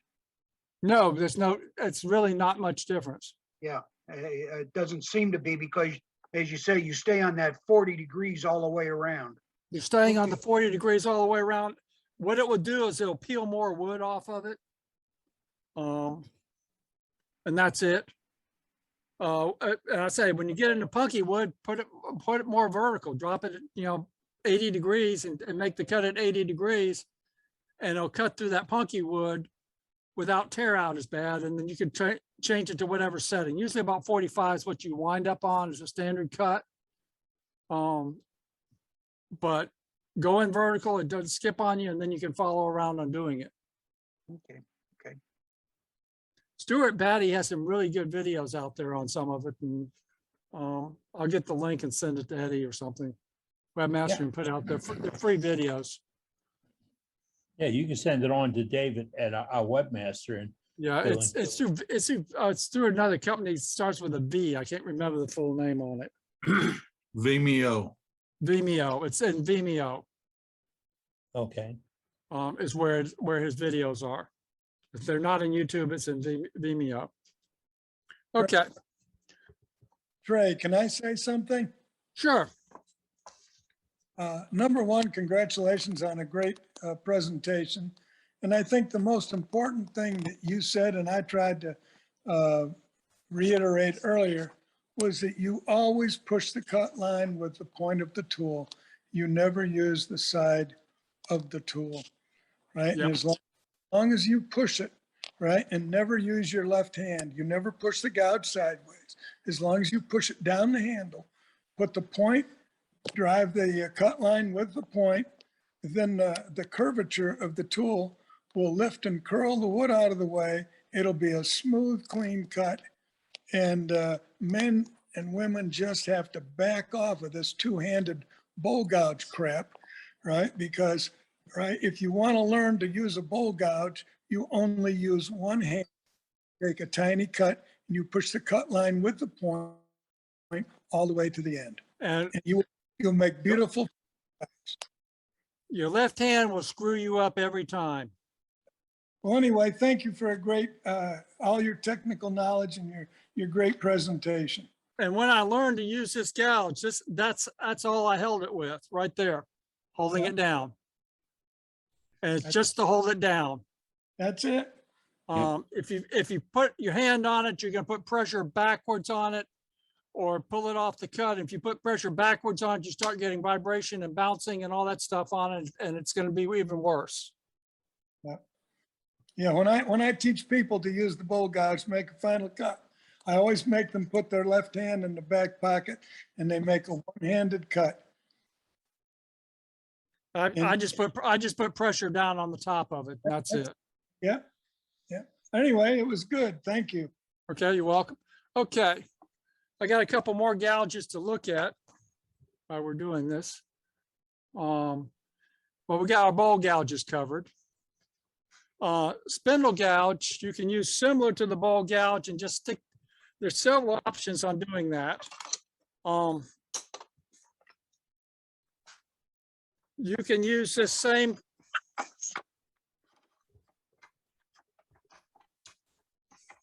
You're out of camera. And let me zoom back out. Out.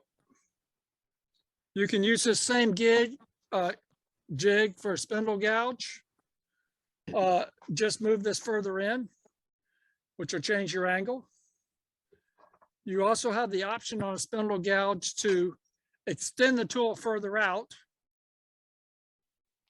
instead of 1 3/4 inches, extend it further out. And another thing I did at one time, and I don't have it handy here, I made a little jig that fit right here in the bottom. I made a little jig that fit in the bottom that changed my rotation point and moved it up 1 1/8 inches and forward about 1/8 inch, and kept the same thing when I did spindle gouges. What it did, it changed my angle for about 10 degrees different than the bowl gouge. It was an easy way of doing that. The other thing I've done on spindle gouges, this is how I currently sharpen spindle gouges, and Mark is online, so this is his grind. I generally do most of this on a sander, on a belt sander. I've got a 1-inch belt sander upstairs and a 2-inch belt sander down here, and I'll do most of it on that. You can do it on the wheel and follow back around on it. It has a slight, and Mark, correct me if I'm correct, slight contour here, and it steeps way, way out, very pointed on the end. Convex, you just make it convex on the back instead of concave. Yep. Yeah, well, it's curved that way. It's convex. If you can, here, let me zoom in. It's easier to see it zoomed. There you go. So there's the bottom of it, and it's curved this way. Right. With a pretty heavy sweep on it. And this is a great grind for doing any type of finial type work. It is fabulous on that. Move the tip over on the tool rest tray. It'll show up a whole lot better. What? Right there. There you go. There you go. Okay. And it has a convex curve across here. And you can grind it with just grinding it this way on the wheel. You can just grind sideways on the wheel and do that. You can come in this way. Your camera isn't on it. You're out of camera again, sir. There you go. That should do it. Okay.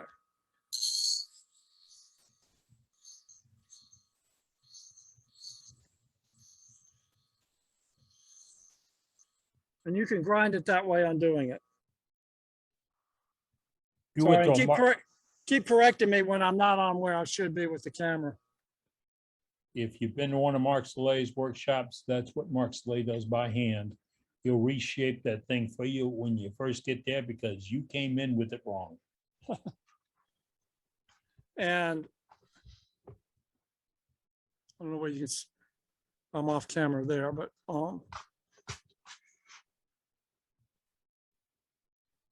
I will put it on this belt sander and use my belt sander to sand it with on the flappy part of the sander, which helps to give me that contour and keep that contour on it. Okay. Let's grab another gouge. Just had it here, just saw it. Oh, here it is. Change camera, sir. And we'll jump to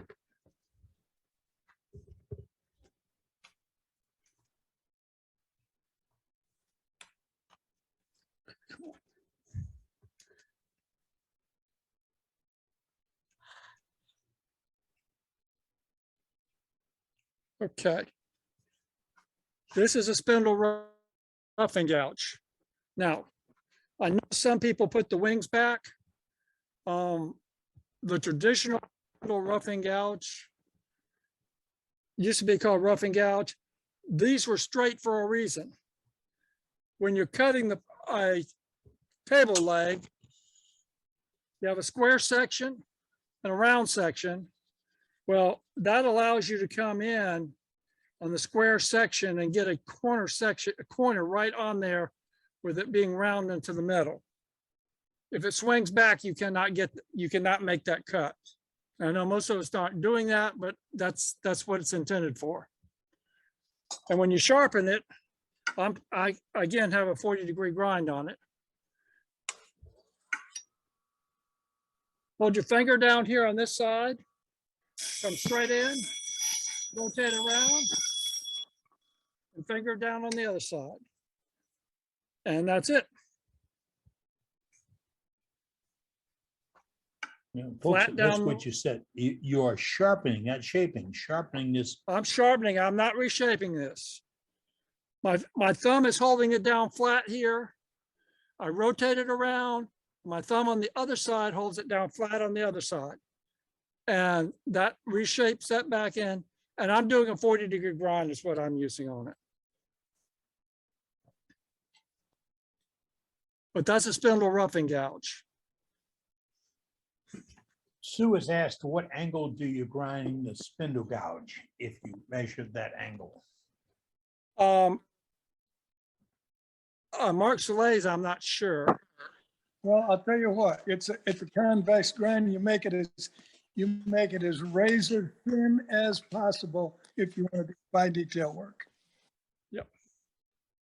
On a standard spindle gouge, I would do 40 degrees, between 40 and 50, but 40 degrees is what I'd recommend. Beading parting tool. Piece of square stock. I'm using 40 degrees. Oh, no, I'm not. I'm using 20 degrees on that one. Let me reset, but I'm gonna reset by simply swapping.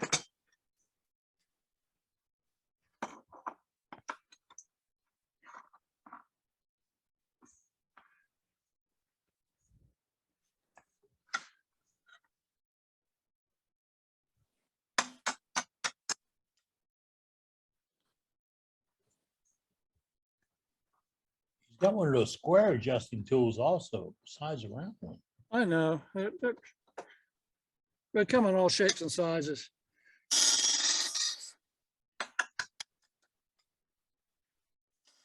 And all I'm gonna do is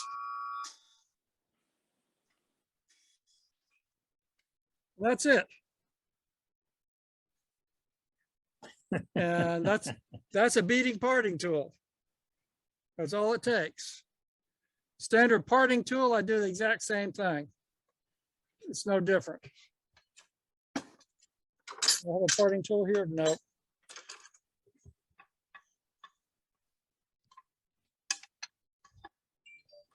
Bedan, again, it's real hard. And I'll just hold it up to match this angle. It's just straight in, that's it. It's a bedan. This is a French style bedan. I think that's tapered on it. Yeah. And it's used, the bedan's used, we think of it backwards, but the bedan's used with the flat side down and the contour on the top of it. Because it's a slicer.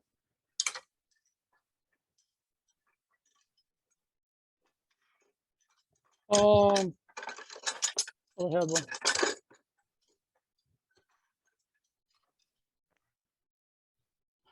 This one I had sitting here. Where'd it go? Hey, Ronnie, take note. See, his shop looks like my shop. See that? I see that, Eddie, but I ain't going there. All right. Looks about like mine too. Makes me feeling really good. Sounds Hey. like we all use the same organizational technique. No, that's just a background that I imposed on it. Oh, green screen. All right. Not buying It's it. Not green buying screen it. background. Not buying it. That would be organized chaos.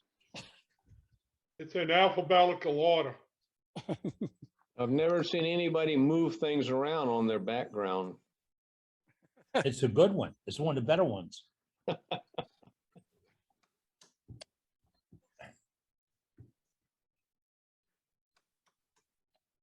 High-tech green screen there. You know, you You gotta can get that with StreamX, Stream FX. You can do that with in front and behind. okay. Now, on a skew, reshift camera because I moved to the other thing.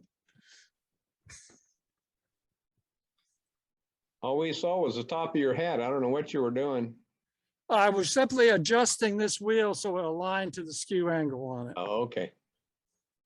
And on the skew, this is how I sharpen my skews. I have a flat part, a straight part, and a curved part on the top third. And skew is simply going to be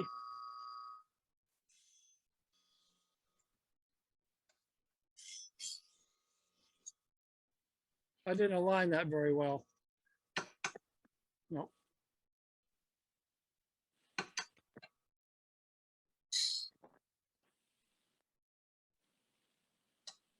Yeah.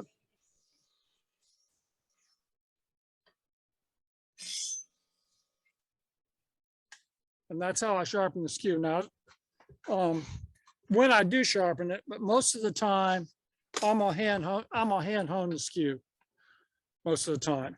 And what I will do is I'll put it down on a surface. I don't like doing it in the air. I like putting the chisel down on the surface or the wheel down on the surface. I shouldn't be doing it with the wheel running, but then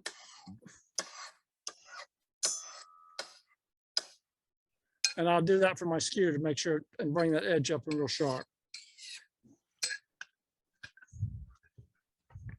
Let's see if there's any tools I missed.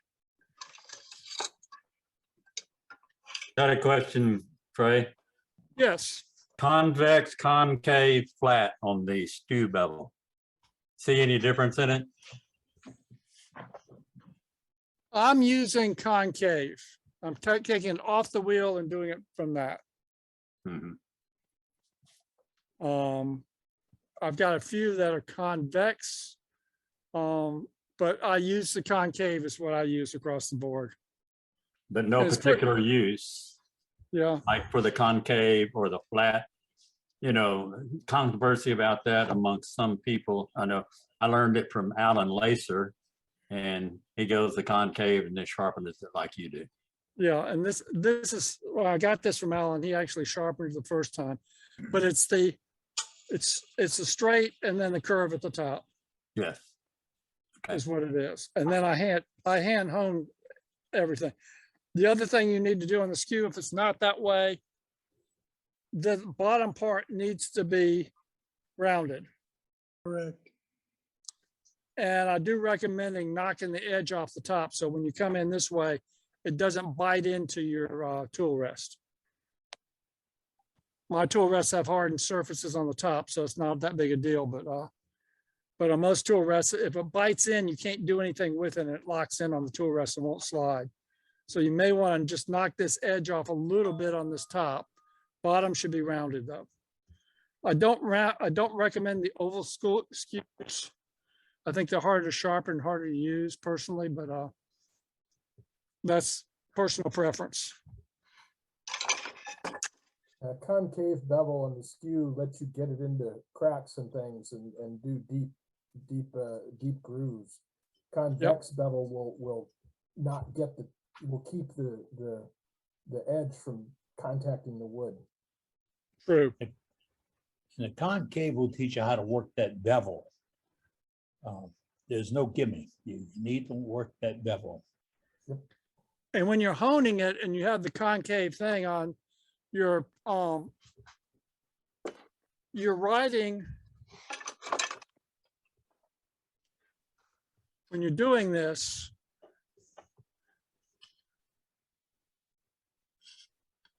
okay, it's writing both sides of it when you're doing it. So you're honing it, so it's rubbing on this surface and this surface at the same time. So when you're honing it, you're writing both surfaces. So you have a surface that you're writing it to when you're honing it. Yep, and you can tell if you're doing it right because the edges of both get silvery. Yeah, and see how that's rocking? You go between the center point on the rock. On it. Okay, did I leave out any tools that I didn't cover from last time? I probably have a better view this time on this too. I'm not going to grind it. And I just grabbed a bigger bit. If you're sharpening a drill bit, that's straight across. That goes straight across your wheel at the angle at right here where it's riding on it. So you straight across like that. You rotate and you push up when you're doing it. So it's straight in there, rotate and push up. Okay, do it. Straight in, push up. Horizontal, straight in, push up. And that grinds that's how you grind a standard thing. And I picked the big one so it's easier to see. And what you do, this is grinding the front edge. And when you push in and rotate, you're putting a relief angle on this backside. And that relief angle on the backside allows the front edge to cut without the back rubbing on it, preventing you from making the cut. So, but I thought I'd grab a bigger one because it's easier to see than the smaller one I had last week. Thank you. I got one other. I forgot. This is a sort of neat little jig. It allows you to put your scrapers onto it and sharpen them. Now these are sharpened probably about 80-degree angle on it. But it allows you to put, it's a tool that Sorby makes to be able to hold it, and it's pretty neat for sharpening that. The other scraper I have is a negative rake scraper. And I'm checking my angle on this one because, yep. And it is strictly, and that's it. Well, not to the edge, but it'll be to the edge upstairs. But that will put a burr on the top of it. and you cut it that way with the burr on the top. I'm setting, the one upstairs is set at exactly 20 degrees and it'll repeat the same angle across it. So upstairs is about 20 degrees. That gives me about a 40-degree included angle here. And all my scrapers, I do the exact same way. They're all done that way. This is a Thompson tool, and it's done the exact same way. And I'll scrape on this side here. I've got a burr on that side that I just put on that. It's negative rake because it goes back in from the other top.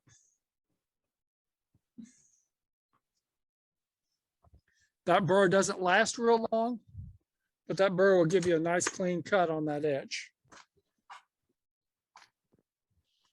I've heard people say, well, why is it, is literally burr a good thing? Think about what that tool is going to do.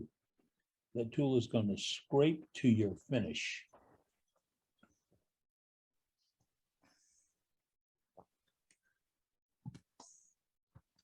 Now, can anybody think of any of the turning tools I missed? I have taken some of the carbide tools. I have a jig that holds some the little carbide cutters and it'll spin them. And I've held that up to the wheel and resharpened on that. I've used a hand hone and resharpened some of the carbide cutters with that. They can be resharpened just using diamond or some CBN. I do it lightly on CBN because I don't want to tear the CBN wheel up, but it still will cut it. Good job. Any other questions for Trace? Right. Would you post a picture of the Vari-Grind jig angles? Give it to Dave and he'll post it on the website. Are the angles? Okay, yeah, on that angle. Okay, I'll let it. I'll give you there. Yes. Thank you. The magic, there's one magic angle I use and that's it. A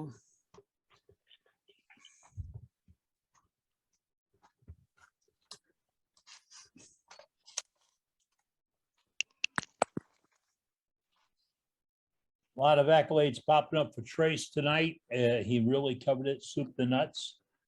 If you have a particular item that we didn't cover tonight, something you go out in your shop and find that you love to learn how to touch up, this is a place to ask. We'll find somebody, maybe not as good as Trace. We'll find somebody to answer the question for you and give you a hand. Sharp tools are safer tools. It's not the way your mama told you. It's the sharper the tool, the easier you work, the better your cut, the better your finish. It's all in your positive. So let's work with that when you get to the shop. Any other questions for Trace tonight? Hang on a second. What am I looking at? We'll see your shirt. I know, but it should. Oh, sorry. I'm jumping from the video on the camera to the black magic box. Okay. Here's the angle that that you're dealing with. What I've done is I've measured from this point right here, and which is the intersection of the face of it and the tool. And I measured back this way on it.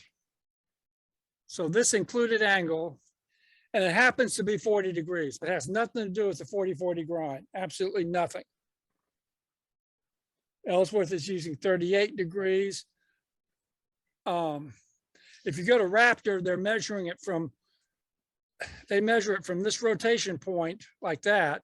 But the problem is that point varies on some of the different jigs. So I measure it from this point here. And you could just draw a 40-degree angle, lay your tool out on there and slide it to match it.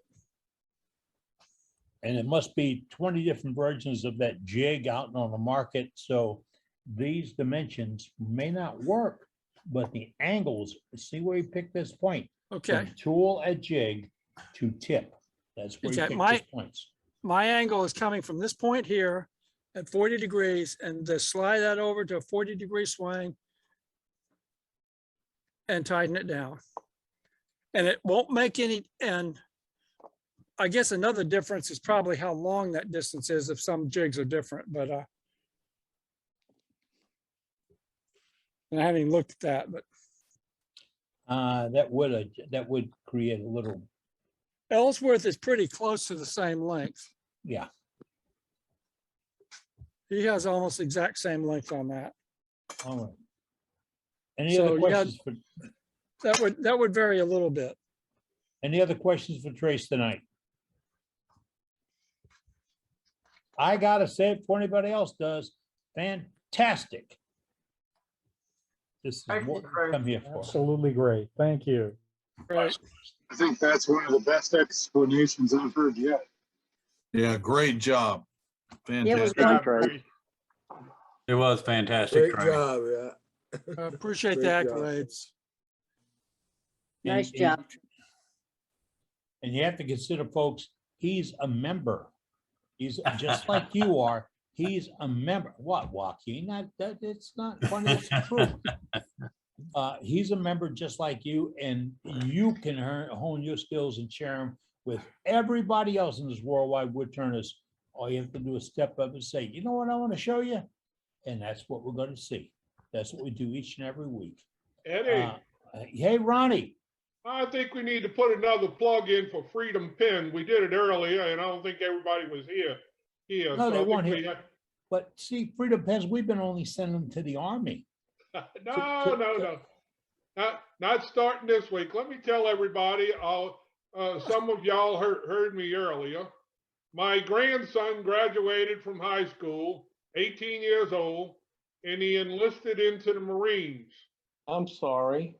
Everybody east of the Mississippi goes to Parris Island, South Carolina.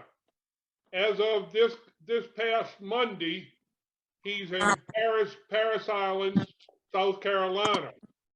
He's going in as a recruit. It takes him 13 weeks to become a Marine. He is due to graduate in Parris Island in November.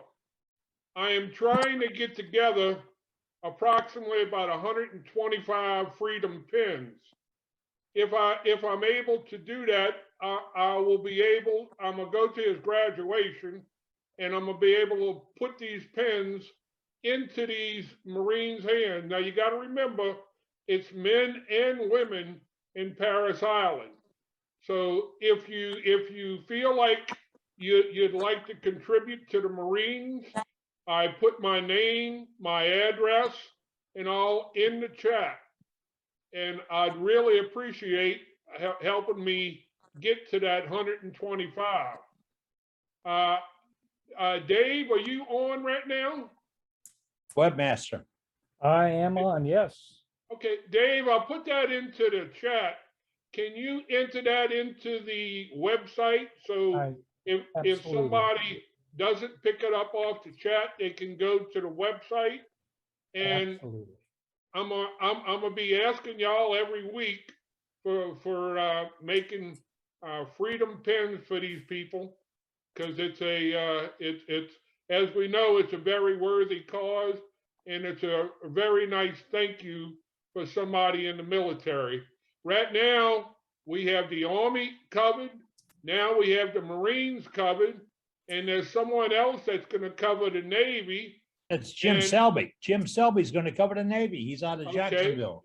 And we're looking for somebody for the Air Force and the Coast Guard, and we even talked about earlier tonight the Space Force. So if we could do that, there ain't any other club around that can touch us as far as for Freedom Pins and getting them out to the troops. I want to thank everybody, anybody that will send me any pins. If you're sending me a pin, I'd like for you to be on the order of a slimline. Doug Rose says you want that order of a slimline rather than a fatter pin, so they can fit that in the sleeve of their their uniform. When you send me these pins, I'd like for you to enclose information with your name on it, so you will get the thank you, and I'm just a carrier. So That's right. Put your name in there, put a little note to the folks protecting your freedom, put a little something in there to let them know who you are and how to get a hold of you. They're not going to say your car insurance. They're going to thank you for your work. And thank you for all of them, because I know they'll appreciate it, and I sure hope that we can hit these numbers. I've got till the middle of November for this, so anything would be appreciated. Ronnie, I got some already coming in. I've had them promised since we talked earlier today. Good. So I'm getting a good start on it for you. And folks, Good. you can jump on. The address will be there. Jim Selby's address is on our website right now to handle Navy. And hopefully we'll get the Coast Guard and the Air Force to jump on board. And the deal is we want your contact to be able to distribute them directly to the troops. Directly to the troops. It's not just send them someplace and hope to get done. We want to get them in their hands. All right. Dane checked out tonight because he had a little air conditioning or a thermostat problem or something like that. And Doug is handling our gallery. If you have something to show in gallery, enter your name right now and Doug will call on you. And when Doug says who you are, you have to start talking, because with 70 people on board right now, it's kind of hard to go through the chart and figure out who's who. So let's get that done. And remember, we have a week stand challenge still going. It'll go on for a while. If you turn a week stand, we want to get photos. In fact, I'd like to get photos of your ink pens. And when we get photos back from the troops receiving their ink pens, we'll use those photos on our website, our newsletter, and promos. It's a big thing to help other people and do good things. So, and if you want to look for any of this, all the information is going to be on our website. Our webmaster, David, takes care of that for us. Anybody up for, oh yeah, see, we got some right now. Who you got, Doug? We've got Don Wilson, who was on the list earlier. Okay, I'm here. Can you hear me? Yeah, Yep. You're up, Don. I'm talking. I'm still here. 1, 2, 3. We Go got for you it. spotlighted. Go ahead. All right. Oh, well, a lot of guys were showing bottle stoppers, and I guess if you had a great big bottle, some cherry burl. Ooh. My son had these. He had 4 or 5 logs in the attic of his garage for the last several years, so it's pretty dry. So I turned this one yesterday, and yeah, Mark, it's got Parfex coat on it, 1 coat and buffed, and I did this one today out of the same log. Hey, Brenda, pay attention to this, Brenda. You got to give his address, get that wood. Well, you've got to, when these wings are spinning around, you got to keep your fingers out of the way too. It's like an airplane. You only have to learn that one time though, The right? finger's still there, but it nicked a little bit. That is beautiful. But you can use them for a toothpick holder or a bottle. Stuff. Looks great. Very That's nice. Beautiful, beautiful work. Really nice. He cut those right and he's got a great finish on them. All right, who else we got, Doug? Dean Grimes is up. Dean, start talking. Good deal. I'll talk to you. Just go ahead and look for me. When you find me, let me know. Okay. Oh, 1, you're 2, on. 3. You're on, There buddy. you go. Okay, so I got to do something I don't get to do very often, and that's actually take some instruction from another turner and got to spend a day with Nick Agar. And I've still got some work to do on this bowl, but Wow.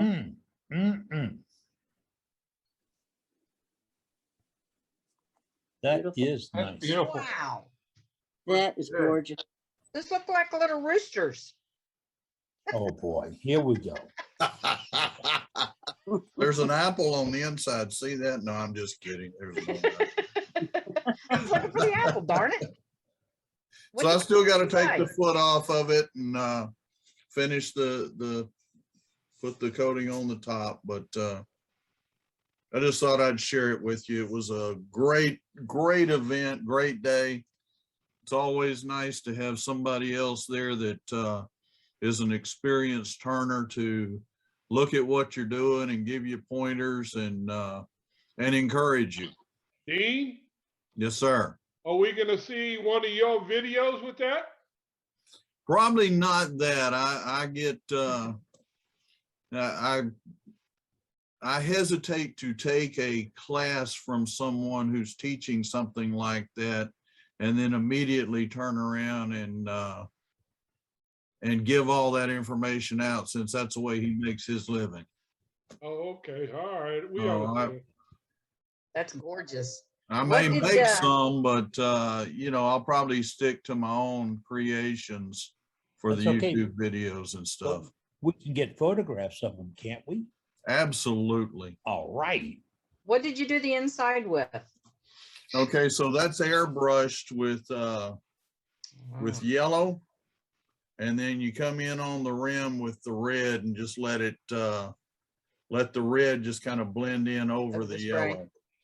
Yeah, And then the beautiful. outside is a gilding cream that they sell, that you just basically you paint it black and then smear it on. And of course, all these little decorations in there. The roosters. Yeah, the roosters. That's leather punch. And each one of those is at least one tap with the hammer. And Oh, then wow. this is done with the texturing tool, the Sorby texturing tool. So there's Beautiful quite a- work, Dean. Just gorgeous. quite a bit to it. He's not teaching the medallion in the middle anymore? He's yes, he does. Okay. This was a one-day class, and really there was not time from 9 o'clock in the morning till 6 o'clock in the evening with him going through a classroom type session to be able to get everybody to a medallion in the middle and all that. So he cut that a little bit short, but I will say the man did a fantastic job.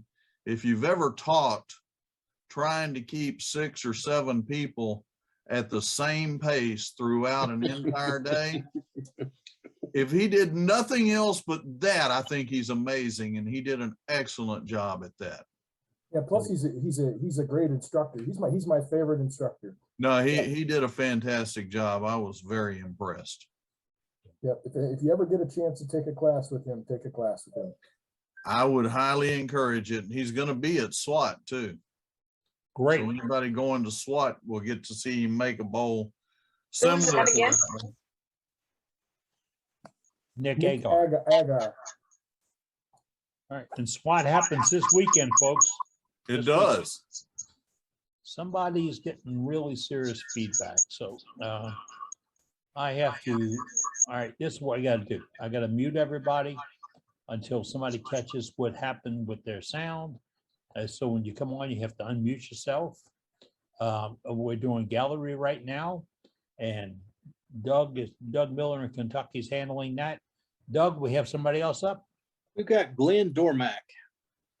Start talking, Glenn. All right, I'm here. You hear There me? you are. Go ahead, Glenn. Okay. I had turned a lidded box out of maple, and I glued some pieces of drops of walnut. I turned the lid, and it's about 2 3/4 diameter, about 3 1/4 inches tall, and it's a screw-on lidded box. I thought that was happening. Look at that. But what I did, I had an old Maglite flashlight that didn't work. So this part here holds the lens. I took the lens out, and this other, the male threads, that was the end of the flashlight. I cut that off, and then when I turned the lid in the box, I epoxied them in, and that way it just, and wow, that's nice. when I turned, Wow. Y'all That's a hold on a minute. good 'cause idea. I gotta run out to the trash can and get my flashlight back. Talk about repurposing right there. Yeah. Yes, That's like the opposite of what I was talking about. yes. Something That's- to go with your wood piece. That's awesome. Yep. Wasn't it last week someone talked about using the PVC threads? Yes. So this Yeah, week we've got exactly. metal ones from a flashlight. That's fantastic. And they did an urn with it. Yes. If I remember. So thank you, Glenn. Appreciate it. Beautiful work. You're sir. welcome. Thank you. Good All job. right. Beautiful. Thanks. And Doug, if we got somebody else up tonight, We've got a about couple 15 more here. minutes. Let's Got a roll. couple more here. We got Sue has a piece of wood she wants to share with us. Oh, Sue? pay attention, Brenda. She's already seen this. You were late coming on. Yeah, she ain't Oh, got wait. no extra either. Yeah, I do, baby. This is Send it over. this is a piece of plumeria of a 3-foot section that somebody left me by my garage about 3 or 4 years ago. And I'm thinking, what am I going to do with this thing? I wasn't turning at the time. And I think he thought I was going to plank it and make furniture. But there's another piece out there that's about 6 inches in diameter. But I wanted to find out what it looked like. So I cut a pen blank. I did not make a pen. I turned it on center. But I didn't do much to make it shine. And it is awfully pretty once it's Yeah. done. And plumeria is frangipangi wood. It's what they make the lathes out of in Hawaii. And you see the trees down here, they really look like a bunch of sticks with flowers on the end. But they're pretty. And I just wanted to show you what the wood's going to look like. It almost Really looks like a horn just looking at it, but yeah. So that's what I want to show you. Thank you, Sue. That's really nice. That's neat. All right. Get out of I've this. got- Who you got? I got one more on the list, and that is Mr. Mark Soleil. Oh, the grumpy old guy. I mean, Mark is back. Mark, talk. All right. Can you hear me? Yeah, I gotta We get you got- spotlighted. Now, I Can think you hear should me? be- Yeah, Yeah, we and can we hear- can see you Okay, too. all right. Goodness gracious. You're cutting in and out, sir. All right. I'm going to switch the camera around here. There we go. Let me see if I can switch it. Anyway, I'll turn the camera around. Anyway, Jay Sawyer out there in Lincoln, Arkansas. Okay, we got He was taking some instructions. I showed him. Can you see that one? I yes. showed him how to make a multi-axis bottle stopper, right? And then with one shift, and then I showed him how to make an offset bottle stopper with one shift. So that'll add to the bottle stopper repertoire tonight. All right. Beautiful. That one looks like a golf club. Well, that's the way they make golf clubs. You do an offset turning. There you And go. depending on the angle, now you wouldn't have, the golf club would be flat on the bottom. It wouldn't be rounded on the top. But this takes a flat plate and this takes a shift in the one. You put the hole down the center, but this first line here is you tilt the block in the chuck and you make this line and finish it first, and then these two are on the same axis. This is the one with the shift. And then this one, after you get it rounded and everything, then you turn around and you offset it and you drill a hole. This one's offset about 1/4 of an inch. So, but it's just fun stuff to do, to add to your bottle stopper stuff. Thank you. Appreciate Very it. Mark. nice. Hey, Very while nice. you're on here, Mark, there's a fella over in the UK. He has not been turning Y'all very have a long. good one. Hey, Mark, are you still Mark, there? You stay there? Yes. Okay, I was just going to tell you, Hello? there's a fellow over in the UK who hadn't been turning very long, and he has done a 3-foot trembler and gives you the credit for his ability to do that because he watched your videos, learned how to slice, and that got him through that project. So he wanted to say thank you. Well, good. That's good, you know, and if you guys want to see me do a little demo, I can do a demo on that offset, and I can do a demo on the multi-axis bottle stopper. They're easy to do and they're a lot of fun. Okay, we're gonna remind Dane. Dane's out tonight. Dane handles setting up our demos, but we don't let you off the hook, bud. We got you. Yep, sign him I was up. gonna say, sign him up before he changes That's his right. mind. That's it. Thank you, Mark. Appreciate it, sir. If you right. want to see some good Well, demos he's on, got a video out there on the offset twig pots, and that's kind of been an inspiration to me. yeah. If folks, I've been messing with them here lately a lot. if you want to see some great demos on how to slice, and I say slicing because it's a totally, for some folks, it's a totally different way of presenting tools in order to make a cut. I use the term a plow to a knife. If you plow into a piece of wood, it's going to tear it'll get it out of the way. It'll get it out the way. It'll get it out the way. Like a hand grenade will get it out the way. But if you go in slicing, you're going to take the wood off like you're using a scalpel. And trust me, you're going to have a better, it's going to be easier on you, easier on the wood, easier on the finish, and you'll get some better work out of it. And I'm talking some fantastic work out of it. We have about 10 minutes to the top of the hour, and that's when we're going to pull the plug on this thing and wrap it up. If somebody else wants to get in on the gallery, get in right now, and we'll do that. I have to remind you, we still have the Freedom Pens Challenge, and that information is on our website. The Navy guy, Jim Selby's on our website. Ronnie Burnett, he's on our website, and we'll get some more. And I feel I got a feel question, pretty good Eddie. about this. Go ahead, go. Earlier I mentioned on my Facebook page, there was a guy by the name of David something that had showed a picture of a bowl that he had done, and he put powder on the inside of it. I just wondered, Like a powder. is he on here tonight? I've went through the names and there's a David something, but I don't know if it's him or not. David's our webmaster. No, it's not David Rhodes. All right. There's a couple people who have covered the insides of bowls with sand too. Are you talking to texture to create a texture? Ronnie, do you remember what I called that? Mica powder. Yeah. Right, this was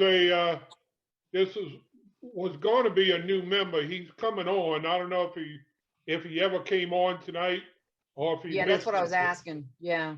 Because I talked to him on Facebook earlier and he said he would do us a demo.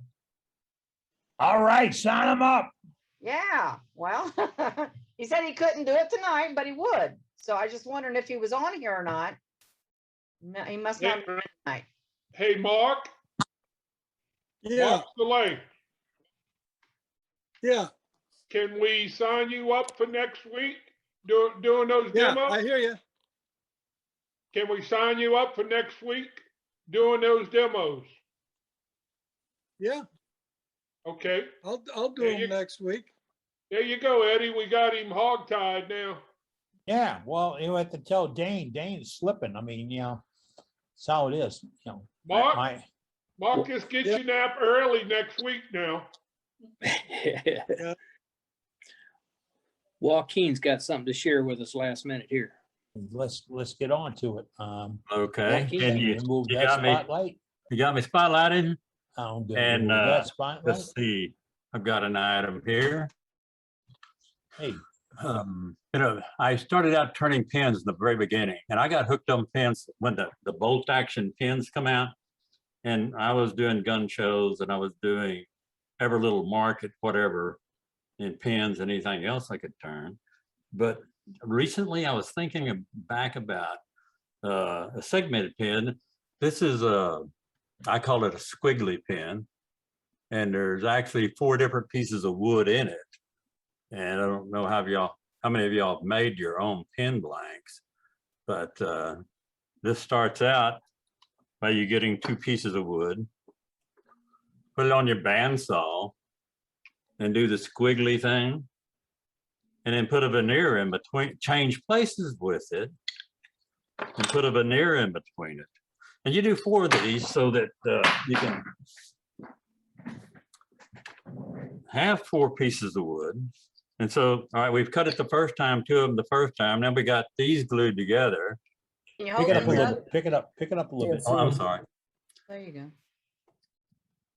And so these, you've already glued these together. Now you cut these squiggly and you change places with them again and put your veneer between there. This is an end results of one. And well, you can't tell much about it. Let's see. This has got a black and white veneer in it. Okay. And so this is ready to turn. Ronnie, you're going to get the first 10 I do. How about that, Ronnie? I'm trying to unmute myself. Thank you very much, Waukeene. Nice job. And so it's just something I wanted to go back to and redo and maybe even pass on. And there's one segmented pin I do, 144 pieces in it, counting the veneer, every little veneer and everything in it. I hope to have that done by next Wednesday night. Wow. It just challenged the pin turners out there. I know there's, I forget his name, is up in SWAT. He's got some good pin blank he's doing, but just something I want to go back to. I hadn't done it in a long time. There you go. Well, keep us in touch, bud. Hey, Okay. Eddie, Gorgeous work. Go ahead, Eddie. please. would Waukeene be willing to give us a demonstration on the more difficult segment? It'd have to be in stages because it can take you if you're doing a bunch of these, 4 days to cut them and glue them together and for them to dry for the next cut.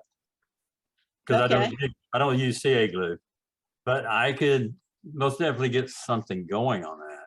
Yeah. I'd love to show. I'd love to show the 144 segment one. It's I'd love really to see simple. it. Yeah. Yeah. Hey, Okay. Sue, good going. Yes. Loop them in right quick. All Hey, right. you paid me for that, right? What about the week after next? There you go. Oh, man, now they're getting on you, Waukeene. One a Watch day. him. Watch him. They get rough. Ask me. They can get rough here. Yeah, I know it. Yeah. All right. Since it's a lot of gluing, it'll have to be in stages, with some video to go along with what I'm doing. All right. Well, And We'll- Eddie, what is this 8-second track you need? I just come in when you were talking, you need some videos of some kind. I'm doing these teaser promotions, and they're showing on YouTube and Facebook and other things right now, promoting our club to folks that don't know about us or have no idea. And I'm trying to get one of these out every single week. And I was noticing in production of them that the template I'm using allows for some motion. So I'm looking for little tidbits of turnings. I've got one of Brenda doing a piece, spinning a piece that she showed. I have another one where I was working on a piece. I have one that I'm using now that Ronnie did some slicing on. I'm looking for these tidbits of information that we can show folks. This is what we do. Okay. And that's because we do what some people just don't do. And that's why we're here. Okay. If you can do that for me, email it to me at the club address, worldwidewoodturners@gmail.com. And don't forget our website's www.worldwidewoodturners.org. And we'll take care of it. We share everything. I got to say, last Saturday, I watched 3 club meetings last week at the end of the week. One was not a club, but it was a professional turner named Cindy Drozda. So, Cindy. Absolutely. All right, Cindy Drozda, character in herself, did a 1-hour program, but I think it ran 2 or 3 hours. But she did a program where she was taking Q&A from the audience or the members that attended. Over 100 folks tuned into it. Cindy's doing this about once a month. It's very nice. I know of another turner that is getting set up to do the same thing on Zoom, to where he can go ahead and drop a couple of tips and hints through, but then do another one where you can show some work and answer questions and all that. We're getting to be a sharing world because of this virus thing. We're getting to be more sharing than we ever were before, and I'm so happy we're there too. So if you can help us share what we do, I need you in the pack, really do. Okay. And folks, I want to thank you all for being part of the program this evening. We all have a ball. There's a lot of kidding, some of it about the hair or lack thereof. And I appreciate the offers for the guys with the beards and all. And I figured Billy Burt was going to jump in, but I didn't see him out there tonight. Hey, at least nobody changed your name this week. I started to do that. Wait a minute, there's still time to do that. Yeah, see, he's being a nice guy tonight. Yeah.